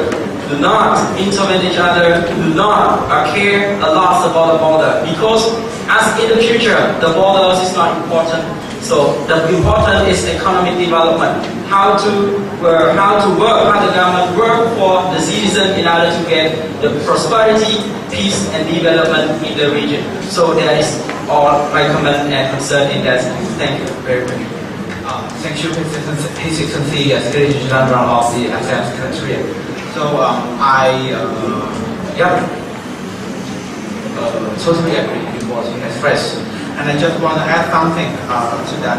So as we have received already that our cooperation, our collaboration in the region to foster the benefit of our AFTA is very beneficial, is very crucial for our development at large, not only for my country, not only for your country, but for our community. I just want to say something that in order to foster such a progress, such a very positive change, so we may work cooperatively with our three partners, so including China, Japan, and South Korea. Right? We will try to work cooperatively with them. So I believe that with such a very good cooperation with those countries, like the country I have mentioned, China, Japan, and South Korea, that they will help us to foster our economic development of the region at large, not only for your developed nation, not only for our CLP, the poor country, but for the region at large. Right. So that's it. And another thing is that there will be boundaryless. Right. So why I say boundaryless? Because you know already 2015 there will be a community. So community, there is no boundary. Sorry, there is no border, there is no barrier in the community. So there will be borderless. So I just would like to suggest that all countries in our region, right? We are brothers, sisters, we are neighbors. So hopefully that we will try to solve our remaining border conflict. Try to foster it, try to work on it to eliminate such a problem as soon as possible. Right? Because we are living under one roof already. We are living under one umbrella in a home, the same home already. So I hope that there will be no human between our family members, right, with such conflict. Okay. Yeah, the esteemed leader. So if you have anything to raise, so please kindly say. To Vietnam about the technological exchange. I think in the next meeting, I will send my experts to have the discussions with your expertise. Okay. And Thailand also want to raise one concern about the disasters in Thailand. As you know, we want to have the mechanisms to manage the natural disaster. As you know, the natural disasters is a big burden for an obstacle for our economic development.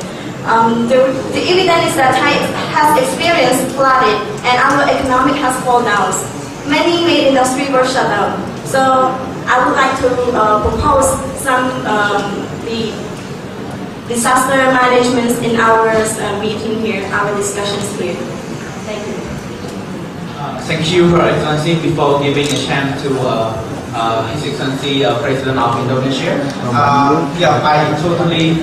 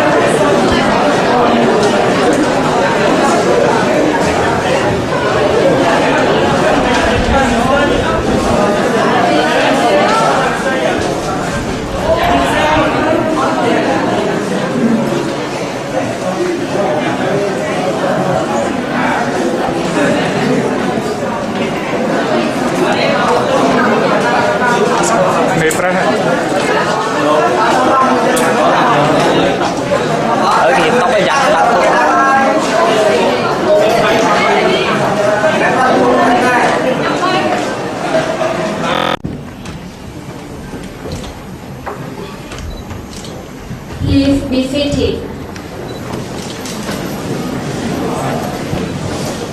Your Royal Highness, Excellencies, the ASEAN Ministers of Commerce, the signing ceremony by the ASEAN Ministers of Commerce on the agreement of ASEAN Non-Agreement on Common Effective Preferential Treatment on Plastic will now commence.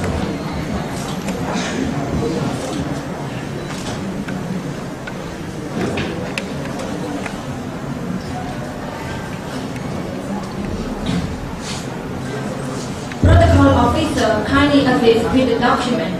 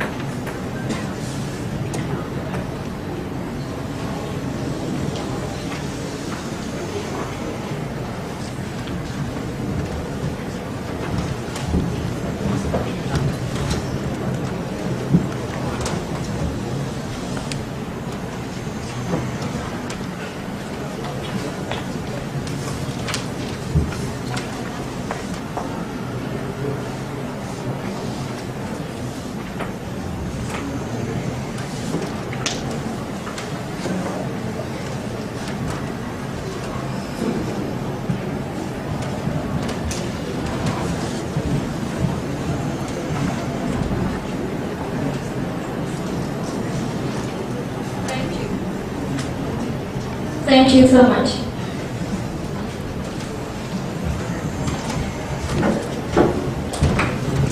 May I now invite His Excellency Tan Supira, Secretary General of ASEAN, and His Excellency Samdech Hairon, Senior Minister of Commerce of the Kingdom of Cambodia, to come forward to present and receive the sign of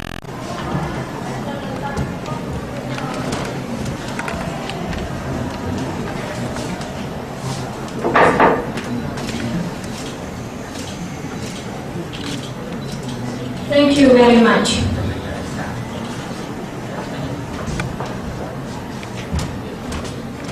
We now kindly invite all the ASEAN Ministers of Commerce to come forward to have a champagne toast for the successful agreement of AFTA 2015.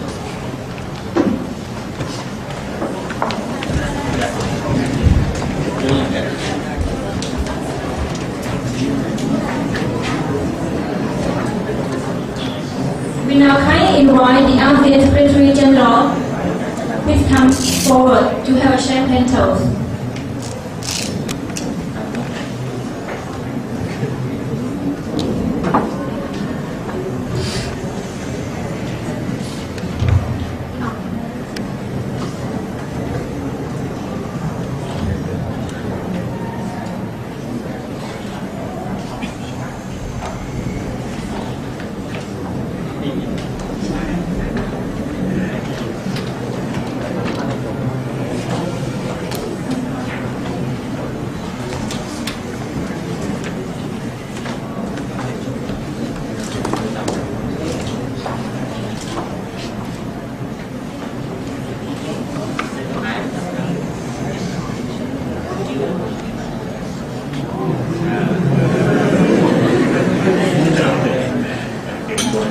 with the ASEAN community.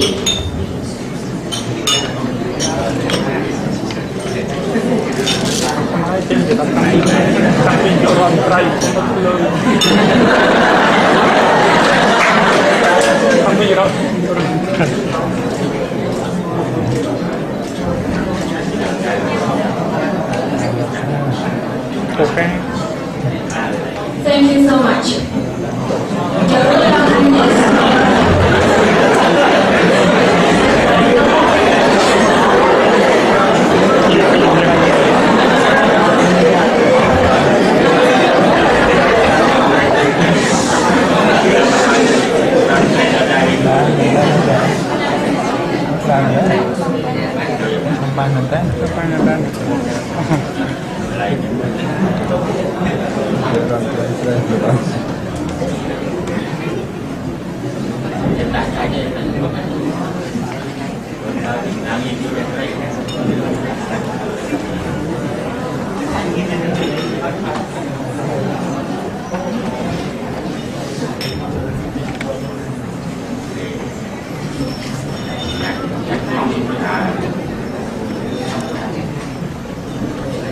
Your Royal Highness, Excellencies, ladies and gentlemen, the signing ceremony has now come to an end. You are kindly requested to rise.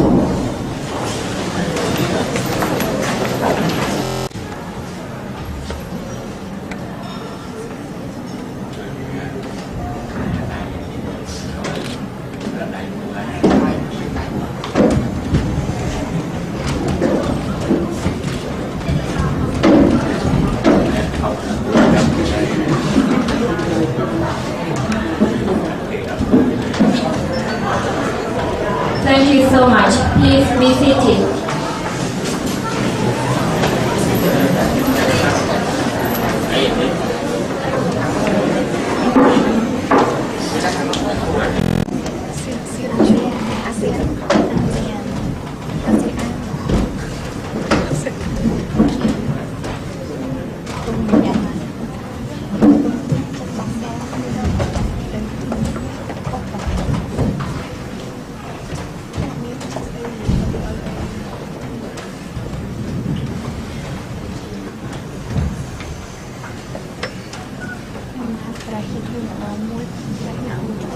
Thank you. Please be seated.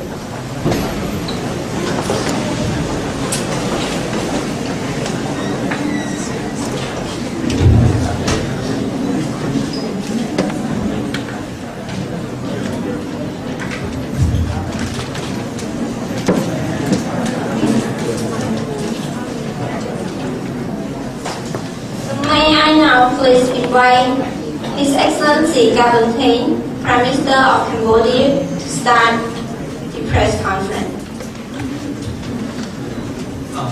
Your Majesty, students, esteemed ASEAN leader, Your Excellencies, His Excellencies, ladies and gentlemen, distinguished national and international guests, to welcome to the press conference this afternoon after a very meaningful meeting we have conducted since the morning up to 12:30. It's quite long. Anyway, before I give you the floor, especially to all press members and journalists, to ask us the question regarding our meeting, talking about ASEAN,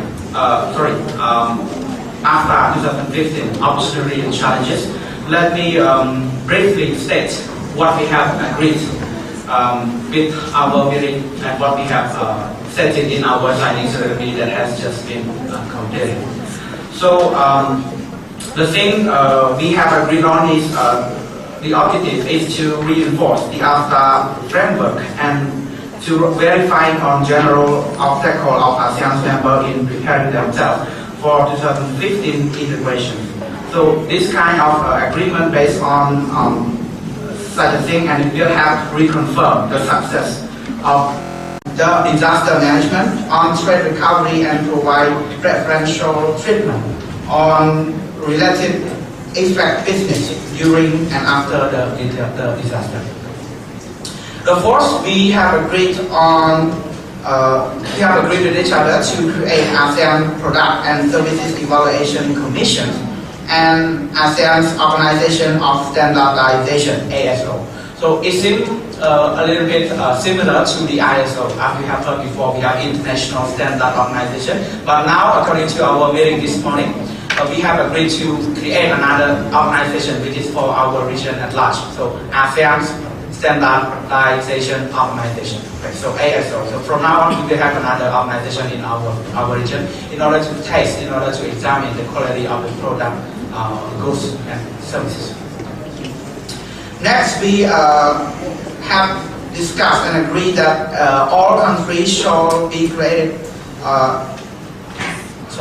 The ASEAN Standardization Organization shall be created by ASEAN as a whole and sub-branches in every member state destination. So meaning that every part, every sector, every institution of the state, the concerns one, we have to work cooperatively and collaboratively in order to achieve the establishment of such a new organization for our benefit. Another one, we have agreed to encourage and to provide the training, assistance, and educational aid, and as well as the financial aid. So as most of the ASEAN countries have been requested or proposed in our meeting this morning, that we really need the technical and financial assistance to further develop our economic and our social development at large. Another one, we have agreed that each member state shall seek for better promotion on small and medium enterprise involvement. Of course, such an establishment and such a development in small and medium enterprise development are regarded as a very potential economic drive, economic force to foster our economic development at large, as a whole, for not only for each individual state, but for the region at large, for the ASEAN, one community, one complexity. So from now on, we have agreed on such kind of thing, and this is a very fruitful meeting, a very meaningful meeting that we have agreed on many points. And this thing, the thing that we have agreed in the agreement we have just signed, are very beneficial and useful for the realization of the ASEAN economic community as well as the ASEAN Free Trade Area by 2015. So we are very pleased to hear that and to see such very great success. And me, personally, as the chair of the ASEAN, I also want to express my warm regard and highest respect and consideration to all Eastern ASEAN leaders for having contributed to us their very meaningful ideas, so that we come up with such a very good agreement. So that is all for my press release, just a very brief conclusion, summary of what we have agreed on in our meeting. So now, okay, so this is the floor for the journalists, for the press member. So you are allowed to ask or raise the question to all the... My name is Hun Ho Thi Lim. I'm the journalist from the morning session. So as we already know that among some Asian people, there's a complete difference in terms of surplus population as well as the market side. So my question for the ASEAN chairman is that in the process of this important integration AFTA, does ASEAN have any strategy to deal with or to narrow down the gap of the trade balance of among its members? Thank you. Thank you for your question. So as it was directed to me, so may I contribute something? And it sounds like something which is technical, so I may shoot that question to ASEAN Secretary. Okay. Okay. So how to balance the trade balance? So of course it is very difficult to balance.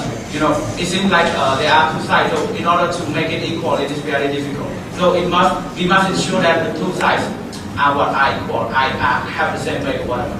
So in such a trade balance here, so in order to balance it, in order to make it equal, so first we have to, like I stated earlier in my speaking, in my speech this morning that we gotta talk about the mitigation of the development gap. So how do we mitigate it? So first, we have to start by the poor members, especially the CLMV, yeah, including me, my country, also Cambodia. So what we have to do is to strengthen ourselves. Strengthen in what? In whatever affair. If we are poor in agricultural sector, then we have to strengthen ourselves in that, right? So simply speaking, then we may have to try our best to, we have to double our effort to make it better, to ensure the sustainable and the perfect growth of our national economy of each country. So maybe CLMV, we have to work on the same track. We have to work on the same way that we may have to do the same thing. So meaning that after we have achieved such kind of thing, then I believe that we will be stronger. Meaning our productivity will be better, our local product will be more in terms of more better in terms of quality. Then with such a thing, I believe that we can not just compete, but we will have a balance comparing to the all ASEAN members such as Singapore, Thailand, Indonesia, or Malaysia. So this is my thing.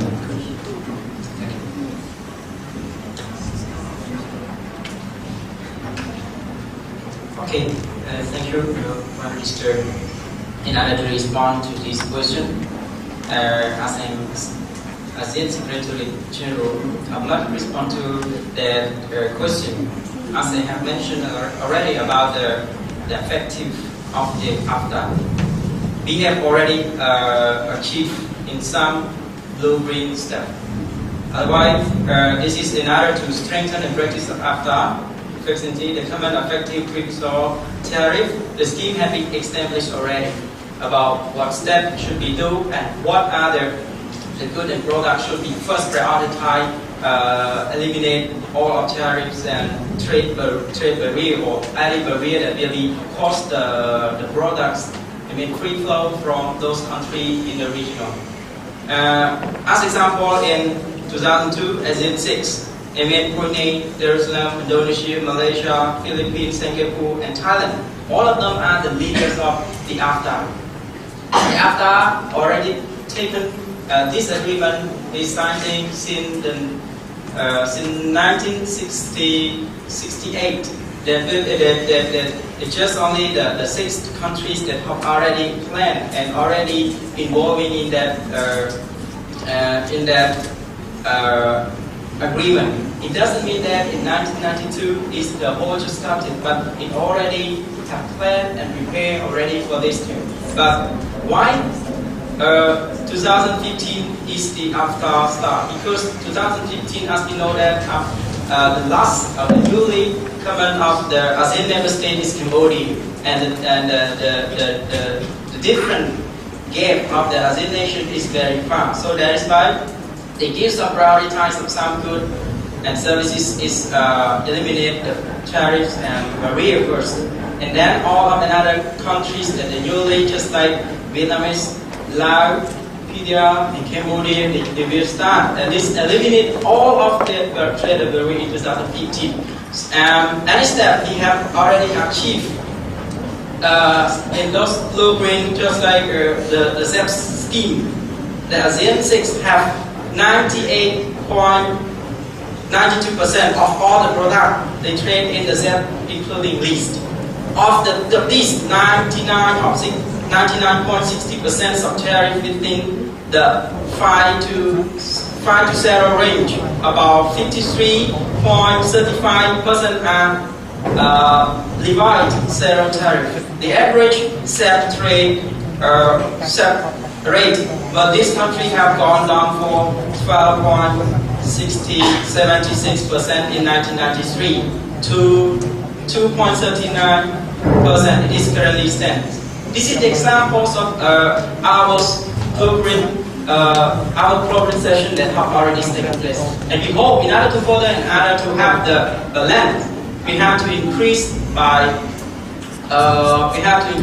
having each other to improve all of their abilities in order to labor will be concerned. This is we have to provide skilled labor to each other by giving assistance as the Prime Ministers of Vietnamese address.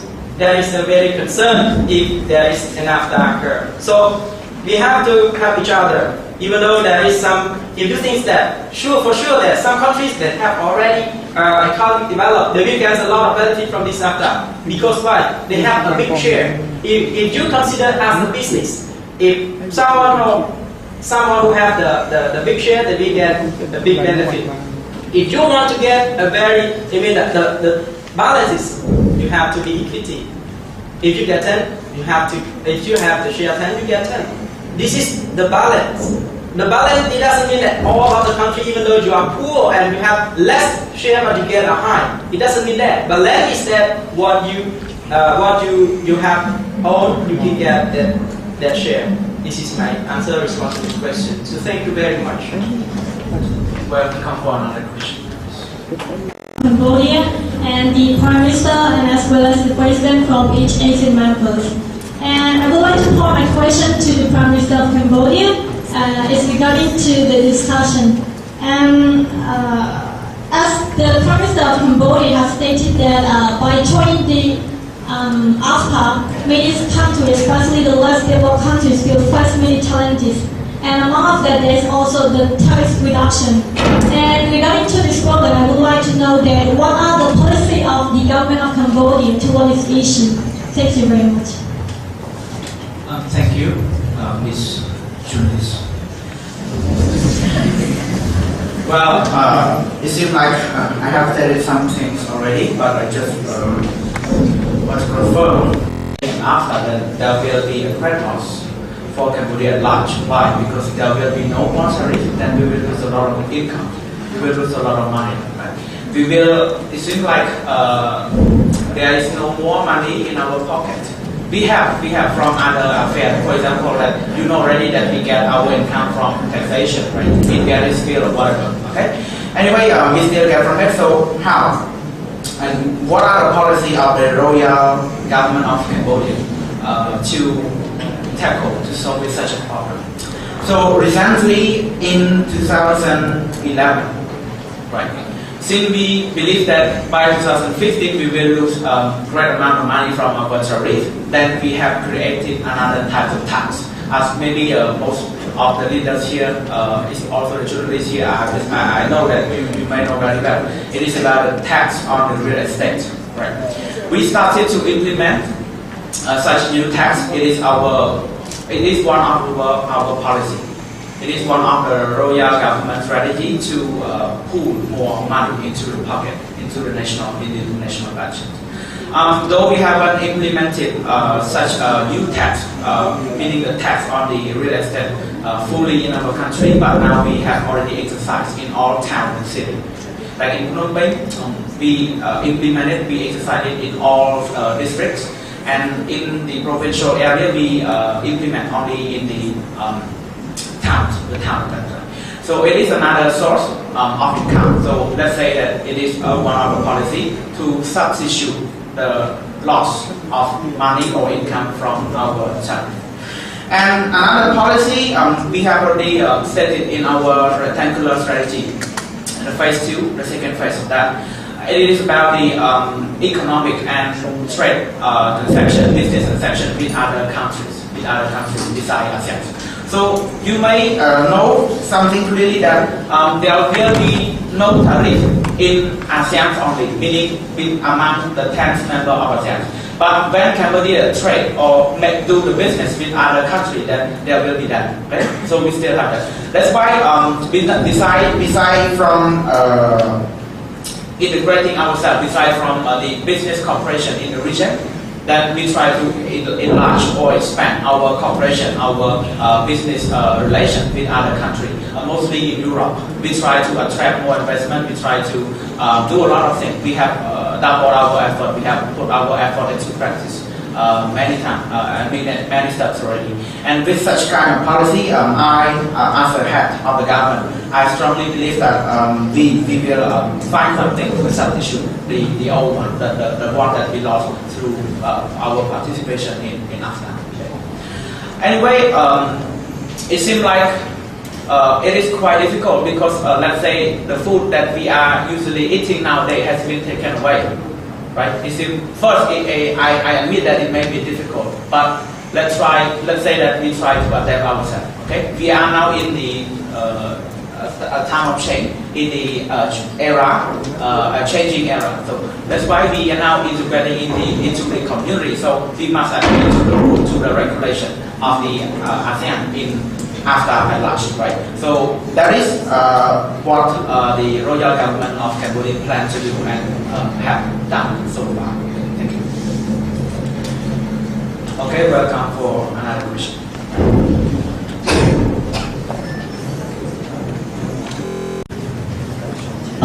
First of all, I would like to respect to all royal government and ASEAN members. The president from BBC, British Broadcasting Corporation. Yes, I want to give this word to Philippine royal government. I want to know what is the discussion in this morning up to 12:13. You said you want to put on pillar. You say that in ASEAN, today we have 3 pillars, but you want to push ASEAN member to reach one other pillar. And one pillar is environmental pillar. So what do you mean by environmental pillars? And that you want to push the ASEAN member to create this. So thank you.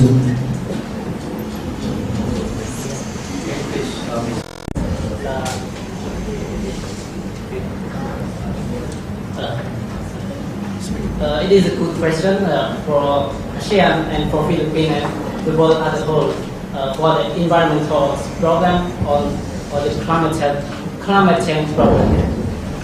As you know that in ASEAN, since the creations in 1967, there are only 3 pillars: political, economic, and social cultural. But we want to draw your attention that draw your idea that can we live with the environment if we have the political integration? It means that ASEAN is the strong institution, the strong organization such as EU. If we have the economic integration, ASEAN have the high growth economic, have high technologies. And if we have the social cultural integration, ASEAN has a good social welfare. But if ASEAN don't have a good environment, how can we live? I just want to ask all ASEAN members and all of you here, how can we live? That's why the government of the Republic of Philippines want to put one more pillar to the ASEAN pillar, is the environmental pillar. And I think that if we put this environmental pillar to the ASEAN, the environmental problem will be better and better in the ASEAN communities, and all the members of the ASEAN will pay more attention on the environmental protection. And thank you. Thank you, Mr. Francis. Another question. The country has just had a successful election. So, what are your strategies of your new government for the upcoming AFTA ASEAN 2015?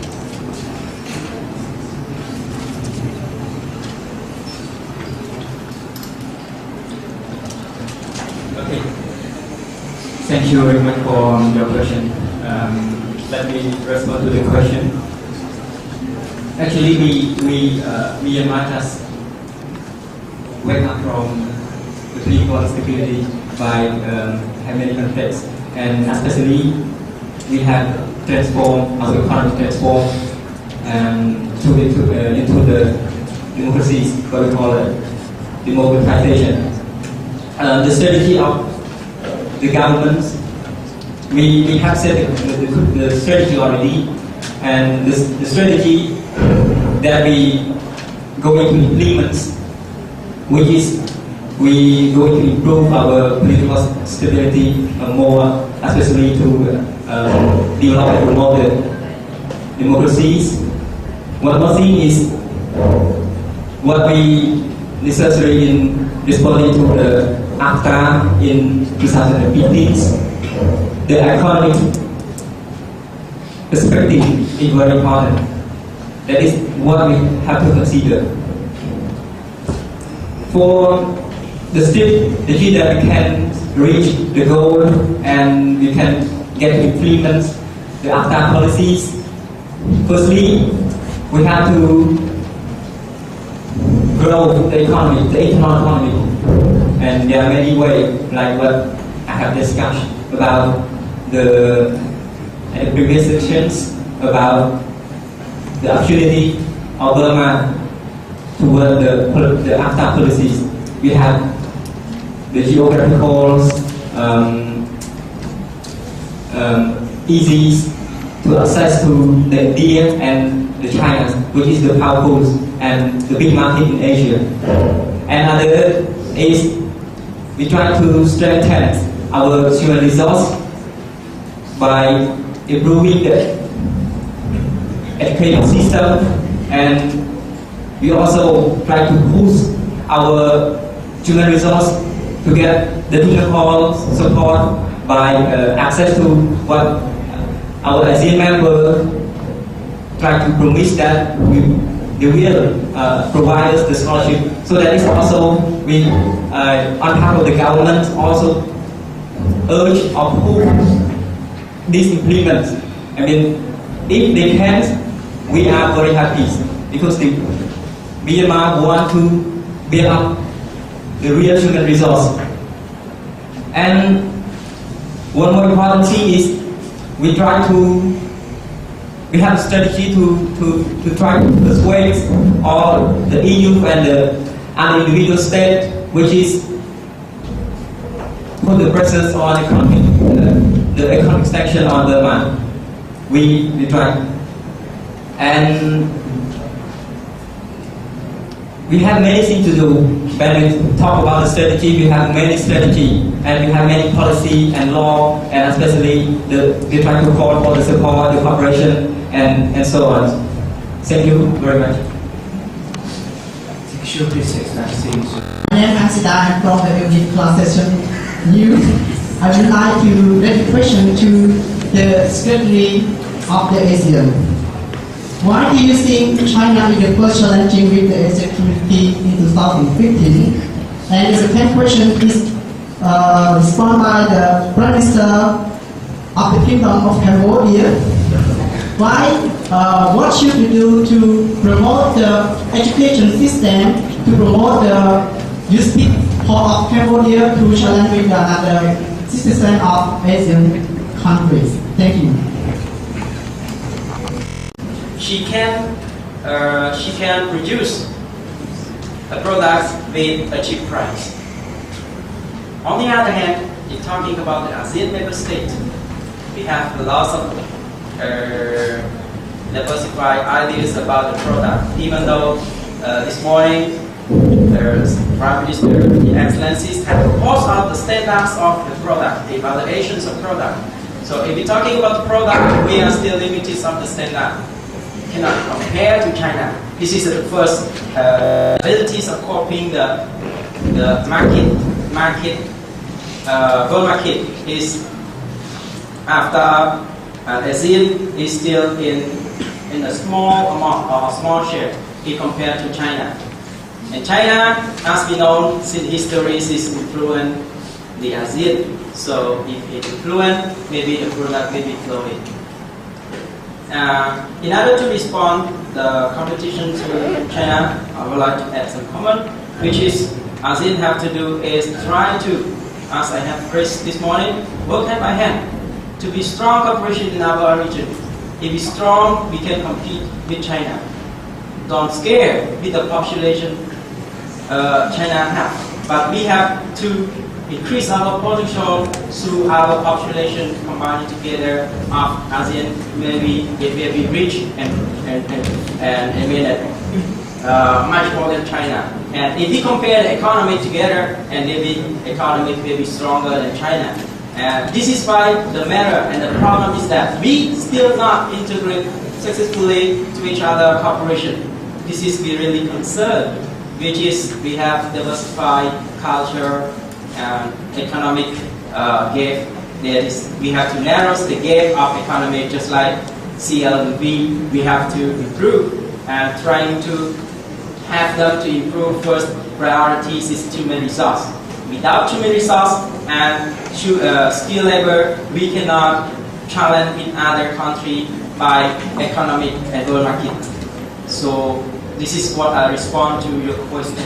Thank you. Thank you, His Excellency. So may I answer to your question? So how do the government, the royal government of Cambodia promote the education of Cambodia in order to fit with the ASEAN? Of course, as stating earlier, having lack of skilled labor is a challenge for Cambodia, and it is what the royal government of Cambodia, as well as we as the head, we really want to accomplish it. We really want to realize it. Okay. So how to promote? First of all, let me raise about our strategy. We have stated clearly in our rectangular strategy since last mandate, the first phase, and now we are moving to the second phase, right? In the fourth angle of our rectangular, we mentioned about capacity building and human resource development. With such a thing, it serves as a very basic ground, a very basic strategy, a very basic policy for us to promote our education. So in response to this, we have created another sub-policy. Just for instance, we have the educational for all, meaning that every Cambodian citizen is allowed or is prepared, is organized to receive at least 9 years of education. Right? So just staying in school for 9 years, now it seems to be not very good, right? Because we are now being with ASEAN, no more Cambodia alone anymore. But because of that, we are now discussing in our cabinet to proceed it into 12-year education. Right? So 9 years not really enough, but we will proceed it to 12. So 12 meaning at least each Cambodian citizen finish high school. Also in our strategy, we mentioned it in our National Strategic Development Plan Phase 2 as well from 2009-2015. So in such a strategy, in such a policy, we will provide more vocational training and technical training to our workers, right? Because since we are now preparing ourselves to be integrated as one in the ASEAN community in AFTA, ASEAN Free Trade Area. So everyone must be skillful, every Cambodian citizen, every Cambodian workforce or worker must be skillful, otherwise we will be their employee, not employee. So just the worker, but some other country, some other nation, there will be our boss for all of us. So what we have to do here, we have to develop ourselves. So we will, according to our policy, we will provide more vocational training, meaning try to give the right medicine to the right sickness. Meaning, if you are having a fever, then we give you a medicine to cure your fever. In such a thing, it's also a same problem. We are facing that, and now we will provide that thing. For example, we need the worker in, let's say, in engineering factor. Then we will try to provide the vocational training and technical training to that factor in order to compete or to challenge, or let's just say to involve ourselves in the labor market of the ASEAN at large. And another one, the government commitment alone seems to be a challenge. Why? Because we still face a lot of problems, particularly with the financial support. Cambodia is still poor, right? Our economic development compared to other countries in ASEAN, if we try to compare Thailand to Singapore, we are very far from them, right? So we are still poor in terms of economy. Then what we need is financial support, right? So besides from this, meaning in order to achieve to get that financial support, we try to cooperate with the international organization working on such educational affairs. Particularly, we have UNESCO, also we have United Nations Development Program, we have worked with bank, we have worked with the IMF, we have worked with the ADB, ASEAN Development Bank, or whatever. They offer us the grant, they offer us the loans, so that we can use that money to develop our educational quality. I just want to say that in order to develop it, it does not take years. It does not take only a year, 2 years, 3 years, or 4 years, or 5 years, but it may take more than that. Right? Because of what? Because we have to start it by our routine level.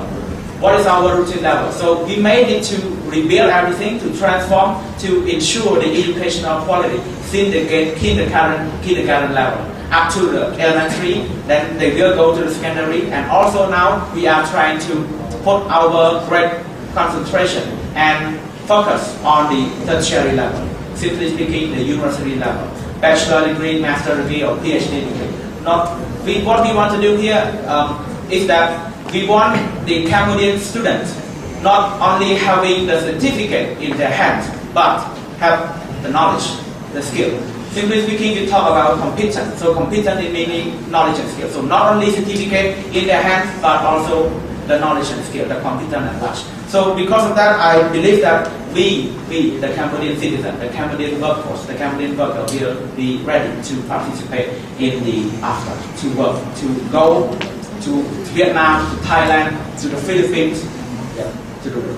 Thank you. Okay, welcome for the other question. Please. Express my warmest respect to Joe's Excellency, Prime Minister of Cambodia. My question will ask directly to Your Excellency, Prime Minister of Cambodia. My name is Ro Boret. I'm from Morning Session. I'm a reporter. My question is, what are the non-tariff barriers which will be removed after agreement? Thank you, Your Excellency, Prime Minister of Cambodia. Has been stated by the Secretary General of ASEAN already. So if we talk about the non-tariff barrier, that will be something technical. So I would not provide my detailed explanation on that. So if you have a further question or want to know more, you can ask our delegate. I will issue that question to my Minister of Commerce after the meeting. Anyway, I will now try to provide you some some answer, some response. Sorry for that. So what are those non-tariff barriers? So as you have known before that when we import or export the product from other country or to other country, then there will be some kind of tariff, right? So that kind of tariff, as I stated earlier, serves as a very something our fundamental, let's say, it is a very important pot, the rice pot for Cambodian people to eat, for Cambodian government to eat. So after integrating ourselves in that, so there will be no more pot, no more rice pot in such a tariff. So there will be no more tariff. That's why, as I stated earlier, we need to find out other sources of income to fulfill our national budget. So thank you for that.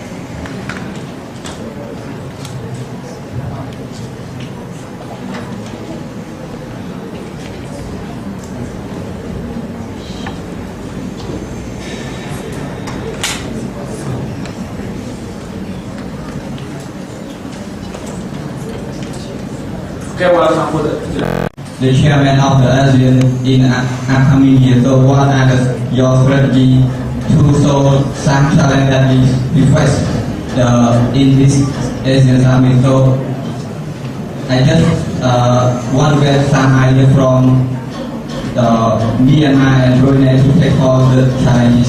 Thank you. Yeah, so to take all the experiences, the challenges regarding with ASEAN summit, I probably try to arrange I can say the protocol to make sure that the arrangements of the meeting is process well. So this is my solution regarding with the challenges that we have come across so far. So this is my solution to that. Thank you. Okay, then my turn. Thank you very much for the question, because this question is very good. And Myanmar will hold the Asian chairmanship in the next we are in the process of capacity building, we build the capacity. But in order to achieve that and in order to make sure that we can, Myanmar also has some strategy and set up some, get some lesson learned from other country. And like this year, we get a lesson learned from Cambodia, and next year from Brunei. And what we concern is about, firstly, the political instability of social security. because it is very important for the delegation and for the meeting. The meeting cannot be held if it is insecurity.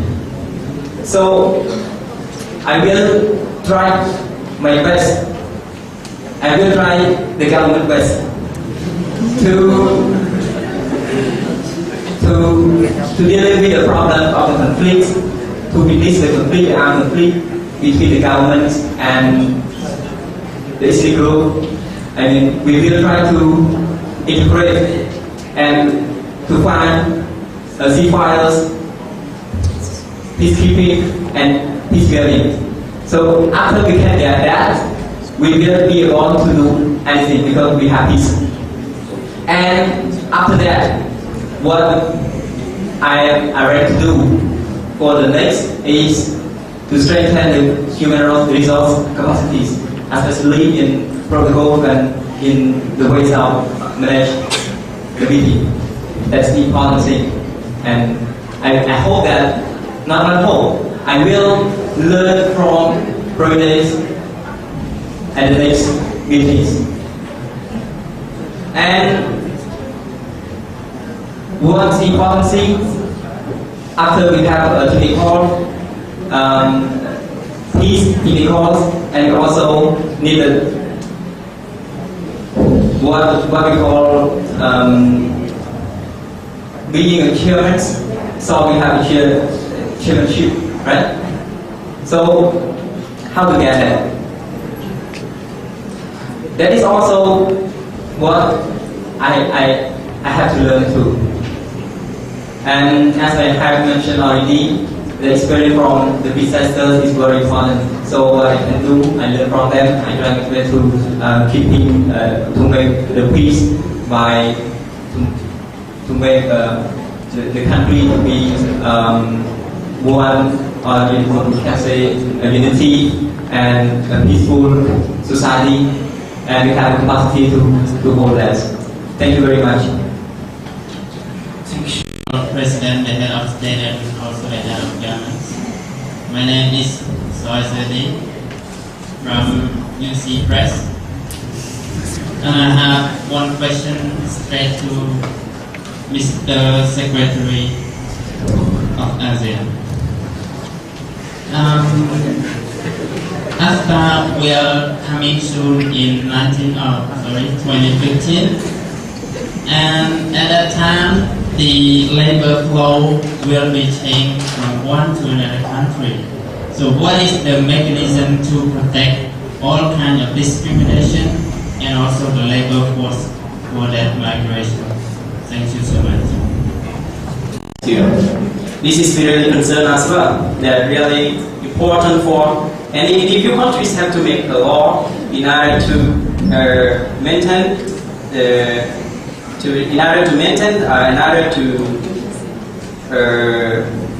to make the security for the all refugee or for the all labor force which is travel to get a job. This is not really strange. It just strange in ASEAN, but in another region just like European Union and American, that it's just a simple things that they do. But for us, there is really concern. I mean, what you concern is that there is different levels of the labor skill from individual countries in ASEAN member. That regarding to the skill from each country that cannot be reached. For example, just like the nation from Myanmar, the nation from Cambodia, as we know that Cambodian workers has come to work in Thailand and Malaysia. This is regarding to all of the countries have to facilitate a very good job in order to give services to all of their workers. To maintain that all workers is living in the standards of the worker, we have to set the schemings of the work regarding to the labor rights of the international declaration. We have to obey those rights in order to maintain all of the things and all of the injury that will cannot be expected that happen to them. So In my conclusion is that our country is in the process of making an amendment of the agreement, memorandum of understanding to each other countries, and in order to be certified to another worker, in order to get the skills and knowledge, in order to use the product, efficiencies and effectiveness. Thank you. Thank you, His Excellency. So, another question, please. Destination and our day here. My question is, I want to ask the President of Philippines. As you know, the Philippines have conflict with China in South China Sea. So, do you think that the conflict of South China Sea case South China Sea will apply to the economic development or apply to AFTA or not? Thank you. If the conflict occurs, does it affect to the AFTA and the region? Yes, this for sure that it will affect. But Philippine government, China government, and the ASEAN member try our best to tackle this problem. And the government of Philippines welcomes to China and all. We cannot tackle it bilateral way, but we must tackle it in the regional way, in the context of ASEAN or the context of the conflict parties or the world as a whole. And we will find the best solution by peaceful means, and we will do our best to keep the conflict down, and we will tackle it together. And the government of Philippines currently that ensure that it will not affect AFTA if there are no any party of the conflict prepare or threat to the other. If we come down together, and the Philippine government will come down and solve it peacefully. Thank you. Thank you, His Excellency. So, since as you have known already, the problem with the South China Sea, we have a few countries in our region now is having some problem, such as problem with China. So, any other ASEAN leader, you want to raise up or add something? So the issues in Southeast Asia is a big Southeast China Sea is a big concern for the ASEAN members to solve together. But it is surely actually it affects all the ASEAN members, not only the 4 or 3 countries such as Philippines, Vietnamese, and so on.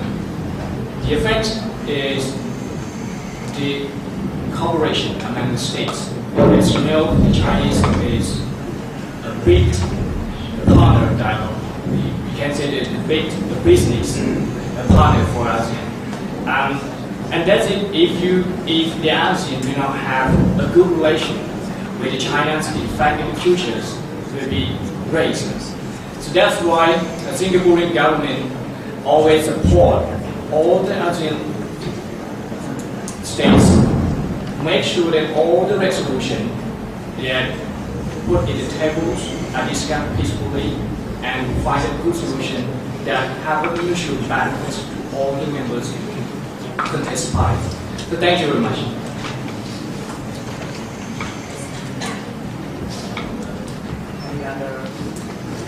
Any other ASEAN? ASEAN General Secretary. My question is, how could ASEAN expand trade to international market? Thank you. Sorry, could you please simplify your question, please, again? Okay, my question is, how could ASEAN expand trade to international market? Expand trade. Expand trade to the international community or markets. Exactly. ASEAN is potential in natural resources. As we know that if the ASEAN, all of the member states gather all of the territory, and that is rich with natural resources. And if we compare, just like Singapore is further in technology. Singapore is advanced in technologies, and Thailand is have so much industry regarding to the production came from the industry, and as well as Cambodia, we also have the garment and also agricultural products. This is the good regarding to the food securities in the world. That is even it is a small amount, but it also to contribute to the world is very important to the food security. ASEAN has tried to have a meeting with the dialogue partners, just like Japanese, China, and South Korea. These all three countries is not enough for ASEAN. That is why ASEAN trying to have their dialogue with EU, Australia, US, and another just like another state that which is in Western and Middle East. This all the mechanism that we try to expand our products by winning to the discussion, negotiation, mediation with those countries and dialogues in order to get the preferences, which is that they give us with the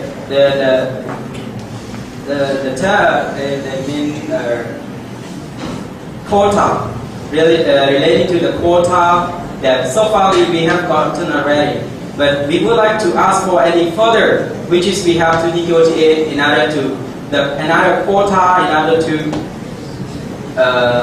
export our product from ASEAN.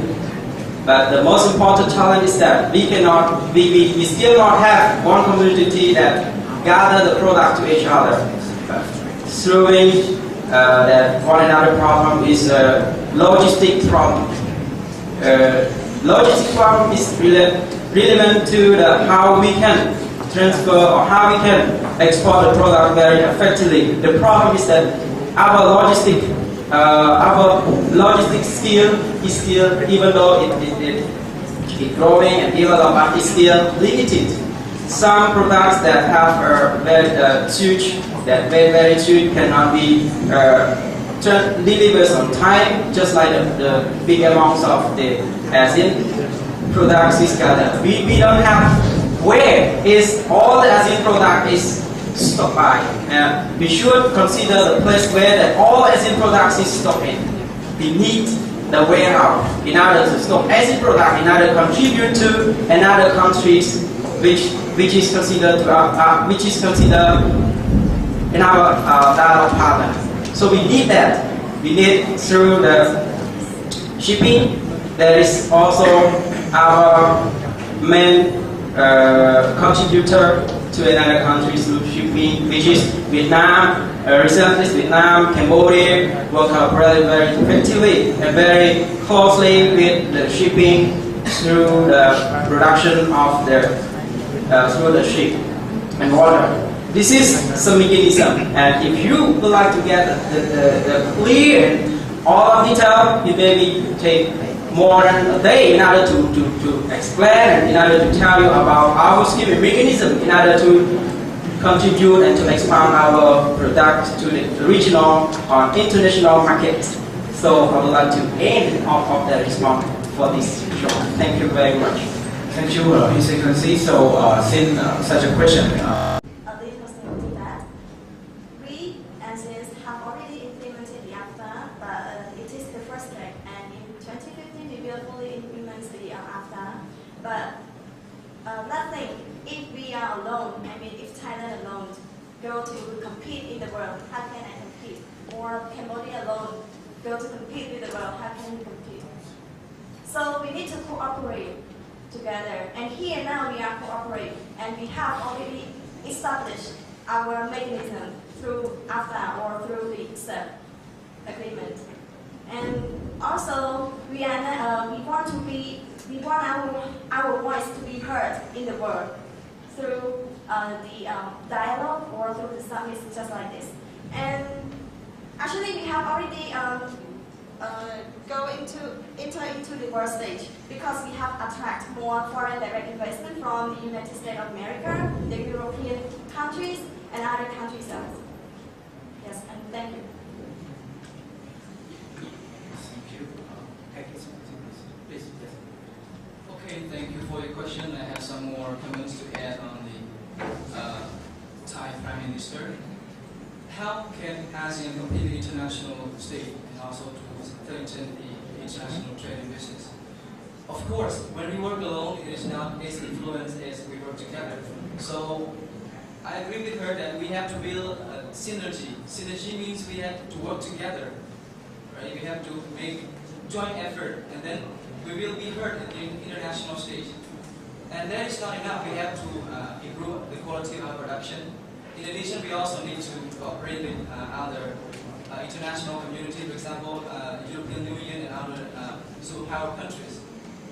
So I think that would be very helpful in improving our international trade.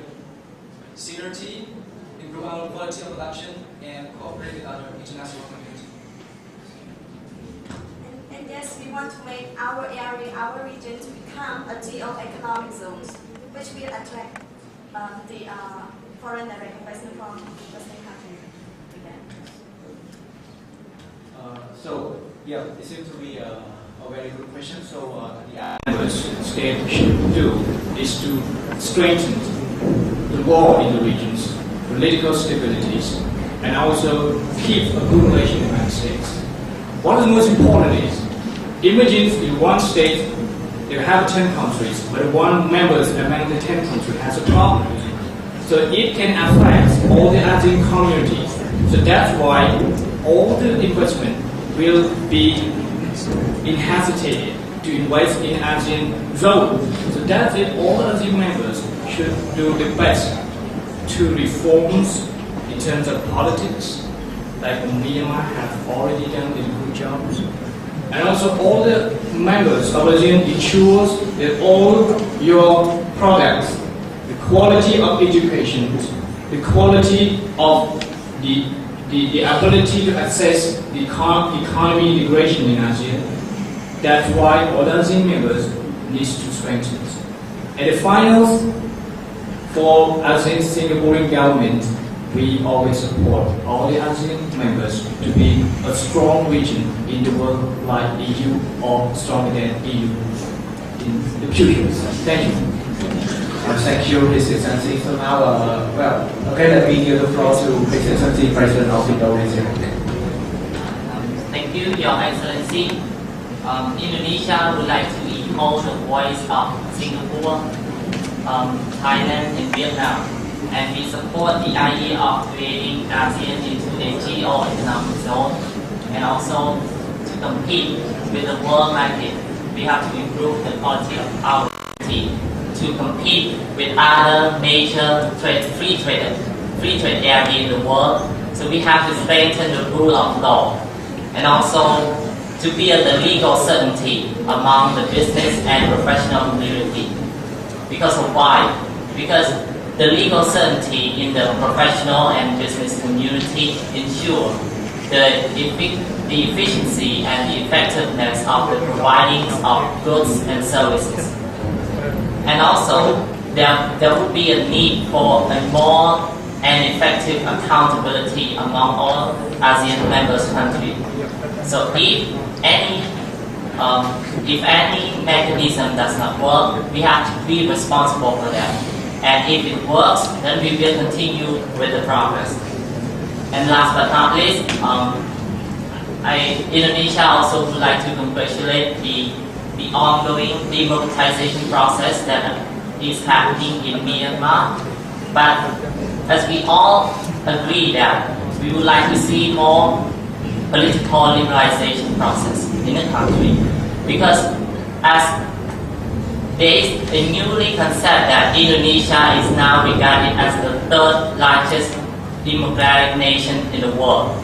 So Indonesia believes that democratic political system should be at the core of every ASEAN member economic development.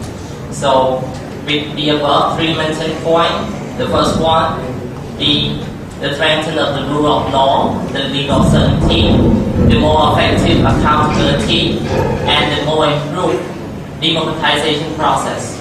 These are the three factors that Indonesia strongly agree that we can use this factor in order to compete in a worldwide market and to achieve what the Thailand has mentioned before, that ASEAN will be a geo-economic zone, the one that has the full capacity and also to compete with other major free trade areas like those in North America and also Europe. Thank you. Thank you, His Excellency. So, welcome for the other questions. Please, a lot of questions.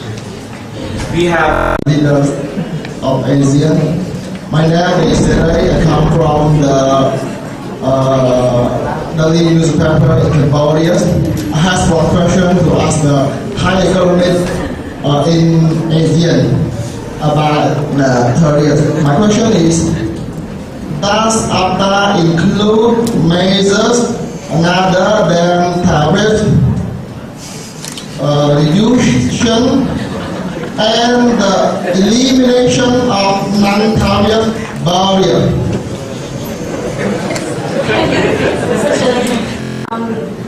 Simplifying your questions again, you want to ask me barrier and non-tariff barriers means. The first one, tariff barrier, means the taxations or the duties that we put into for the import products to our country. So if we put the duties or tariff to the import products, there is no free flow of products in our regions. Yes, and another one is about tariff barriers. We focus on policy and the regulations, also the act of the government in each country to implement the free trade movement in their country. And also we concern about the quota as well in the non-tariff barriers. Mr. President, no.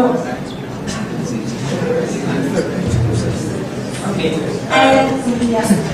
And what about how to?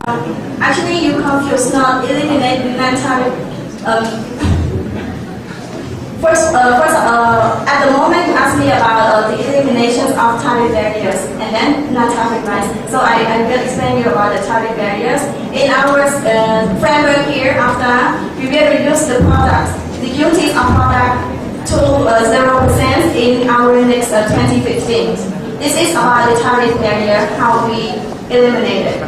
And for the non-tariff barrier, we will strengthen our regulations in Thailand to make the free move of our products to other country, and also we will make regulations that is friendly to the foreign direct investment from our regions and also from the outside there. Yes, thank you. Yes, sir.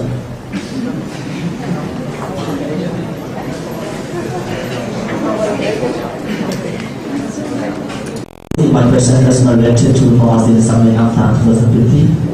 Well, I think this question may be interesting. I want to ask the ASEAN Secretary. Does the members have another agreement already related to tropical weapon? As you know, the ASEAN member, you said we have one community, one disease. So if you think about tropical weapon around the world, or you see North Korea or Iran, you will see this is a tropical crisis also. So does the ASEAN members have already on a plan or agreement to reach the agreement related to soon out non-tropical weapon? So thank you. ASEAN is created because of in the purpose of economic development, and all of this agreement protocol which is signed related to only focus only how to accelerate economic, but only just that it just only one topic is raised, but there is no agreement relating to the chemical weapon or relating to another concern. But if you have only a small discussion, during our summit, but there is no any kinds of agreement related to, but they just only have free zone, nuclear proliferation free zone in AFTA or in ASEAN, in ASEAN, which is not related to the chemical weapon or any other concern. It is modernized weapon as well. Excuse me, I want to add. Actually, we have already adopted the Southeast Asia's nuclear free zones treaties in 1995, and in that treaty we have already included the chemical weapon, which means that in our regions it's forbid to use the chemical weapon or to produce or to transfer the chemical weapon and also the nuclear weapons. And in our ASEAN chapters, we already include such protections as well and prohibitions as well. Thank you. Thank you, Her Excellency and His Excellency. So I just want to clarify that though the ASEAN, we do not have the exact agreement or record treaty regarding with the chemical weapon, but as Her Excellency Prime Minister of Thailand stated, we have the Southeast Asia nuclear free zone. So everything has been stated already, and after us in our ASEAN charter. So yeah, it seems like we go in size. Okay, so we have 3 more minutes. So I would welcome for the last question.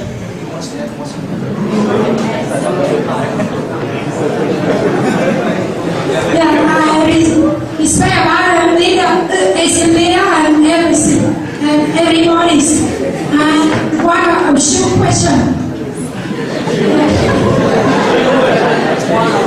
In ASEAN integration about 2015, I asked about Burma governance in order to interact about another ASEAN member investor, and if there is not investor, Burma should resolve about a few program.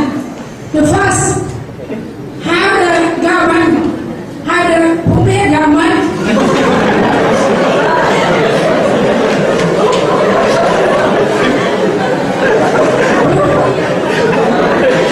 to persuade about the EU, US and US airlines to leave about sanction, and the second about the conflict between about the governmental force and ethnic minority force, like in Cambodia, send the government to integrate about the Khmer into the central government. That's all. Thank you. And the second one is how the government of Myanmar attract the investor to come to invest in Myanmar. Okay, thank you for the last 2 questions. I understand together. Yeah. That is an important question that asks what is the strategy of the government to reform and to attract the investments into the Myanmar and also how to attract to persuade the EU and United States or other individual states to relieve the economic sanction completely. In order to respond to the question, I would like to divide the point into 3. First, I will talk about the political perspective. That is very important. The investments invest into Myanmar, invest into one country. They consider whether the political stability or not, and they consider about the security, about the benefit, how can we get benefit from such kinds of security and stable society. So the important thing is the governments of Myanmar have to make the political stability by reconciliate the conflict group between the government and the ethnic group in Myanmar. Secondly, what the important thing is we have to make some appropriate mechanism and law which is give the easy to those investments. The same, what EU and United States and other countries consider to relieve the economic sanction is also they consider about the reforms of the political system, which is reform into the democracies. So that is what governments of Burma have already done. And secondly, talk about the economy. The economy, we have to reform the economy into the free trade, free economy, or what we call the open sky policies, which is take it easy for those investment, foreign direct investment or foreign investment into the country. And second, the third one is the third and the final is the social, cultural rights. That is important. We have about the democracies, so we have to respect the human rights to develop the country, so that is the aspect of the country, the democratic country one also. So when we can do the 3 points about the country will consider to release the economic sanction and will completely release the economic sanction. And the second question, just short answer because of the time limited. The strategies of the government is like what you have mentioned already. You compare the situation of Myanmar to Cambodia. Cambodia in the past is the same to the Myanmar today. For example, we have the conflict with the 3 sides, and Myanmar now I don't know how many sides because there are many. So what we can do, we have to try to integrate those ethnic minority,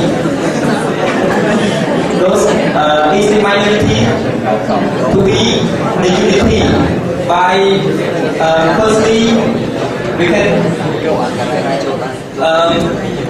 try to get the ceasefires with those kind of group, ethnic group, and then we can negotiate how to implement the each other's benefits, because they want to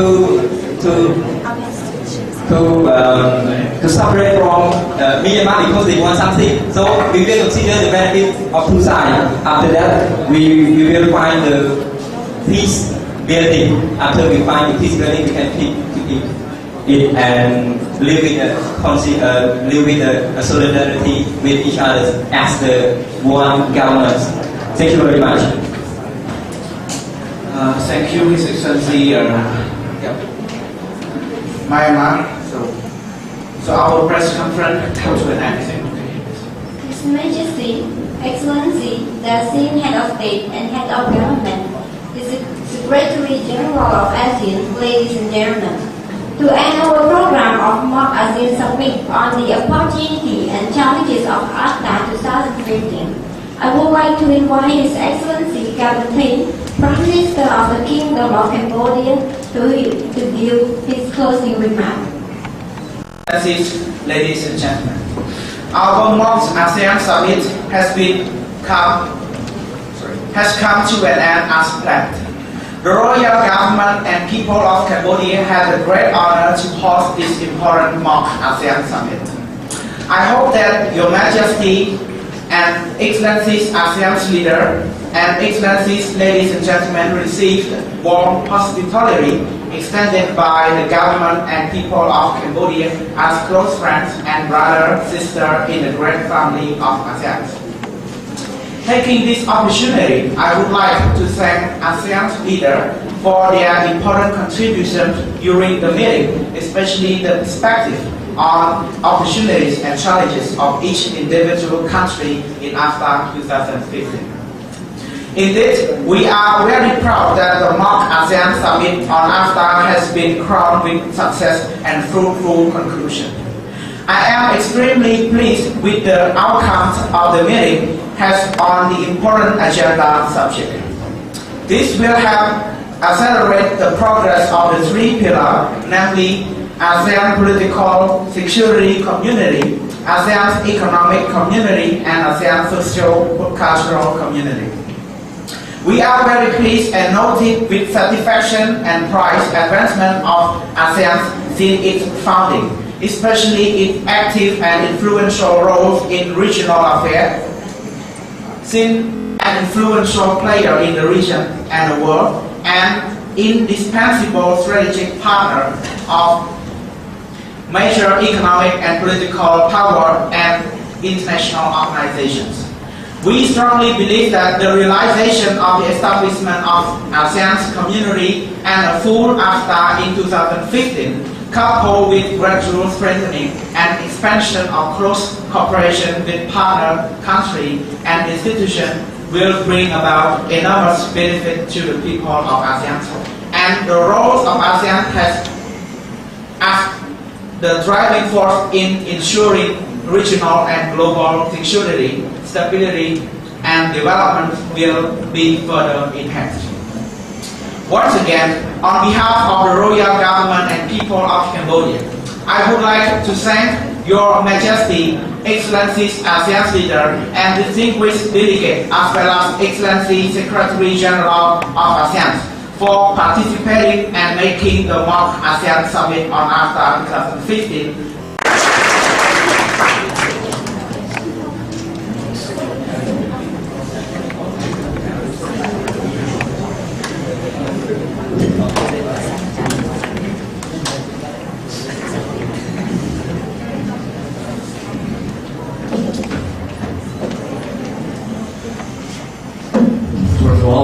say very good afternoon to Her Excellency, Chairman of ASEAN, and all the ASEAN leaders.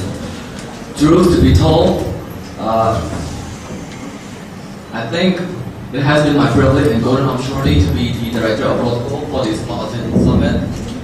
And I think cannot deny the truth that we have created a great history by being the first in arranging this ASEAN Summit.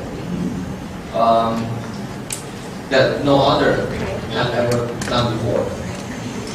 So now I would like to thank, I personally and on behalf of our students here, to thank to our Professor Dr. Paul for his marvelous support and instruction in shaping this ASEAN Summit to be such successful since the very early stage till this moment. I also would like to thank to His Excellency Dr. Gavin for his kindness in both technically and financially support our event today. And thanks to UC staff for their participation.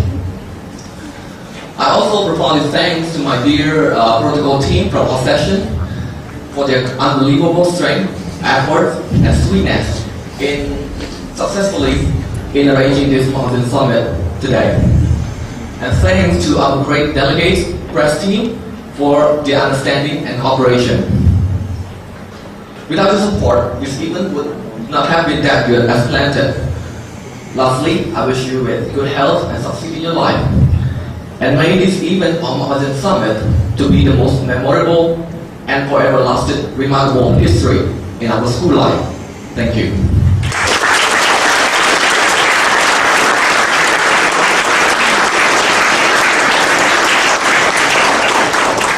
Thank you very much for Mr. Leung Ping, the Director of the Protocol team, who has just given his closing remark.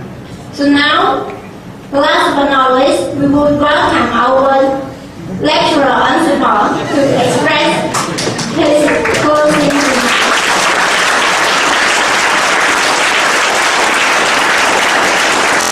Okay, thank you very much. This is my turn. Okay, ASEAN Smoke meeting today. The first, I would like to say thank you very much for the President of the UC that support equipment and some finance to process this event. And thank the association team of UC, and thank to UCAF, and thank you very much for all of you who participate in this event today.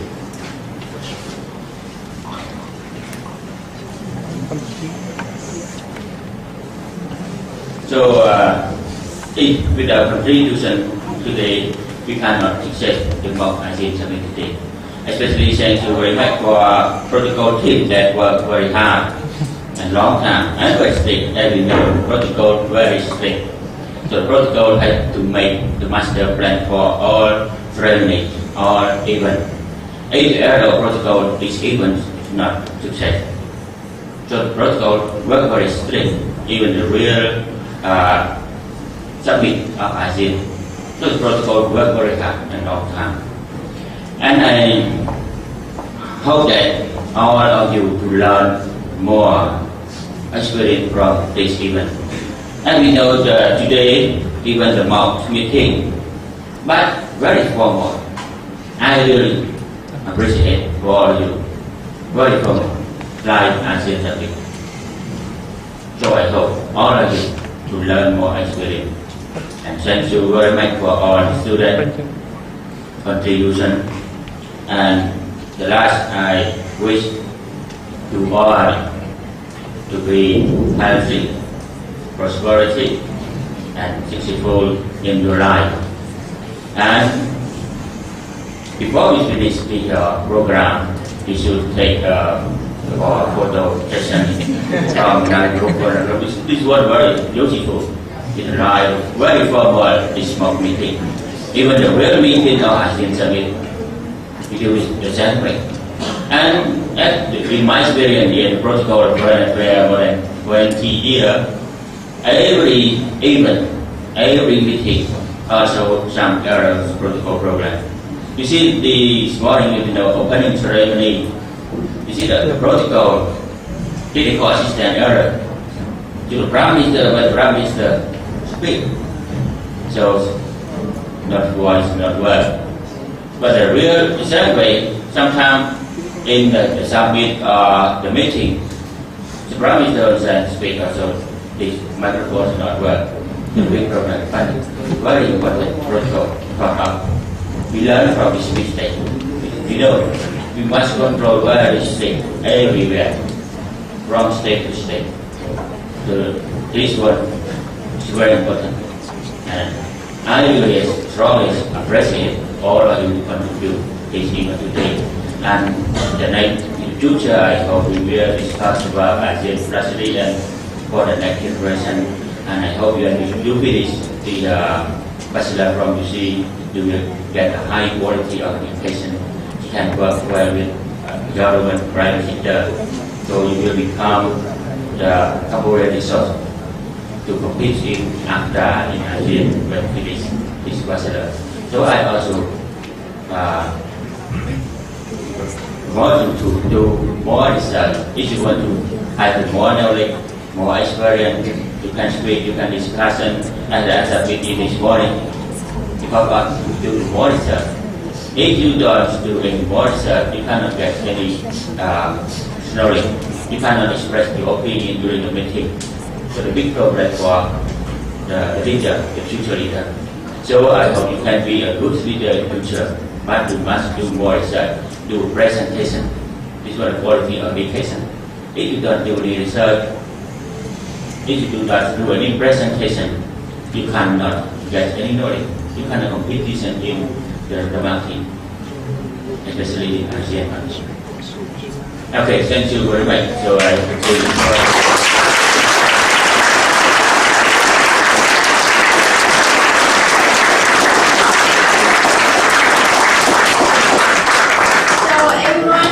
Here we come to the very end of our summit. So we can now enjoy the photo session. Everyone. Wait. Và là dòng Học cho làm thiết đó gì mày rồi.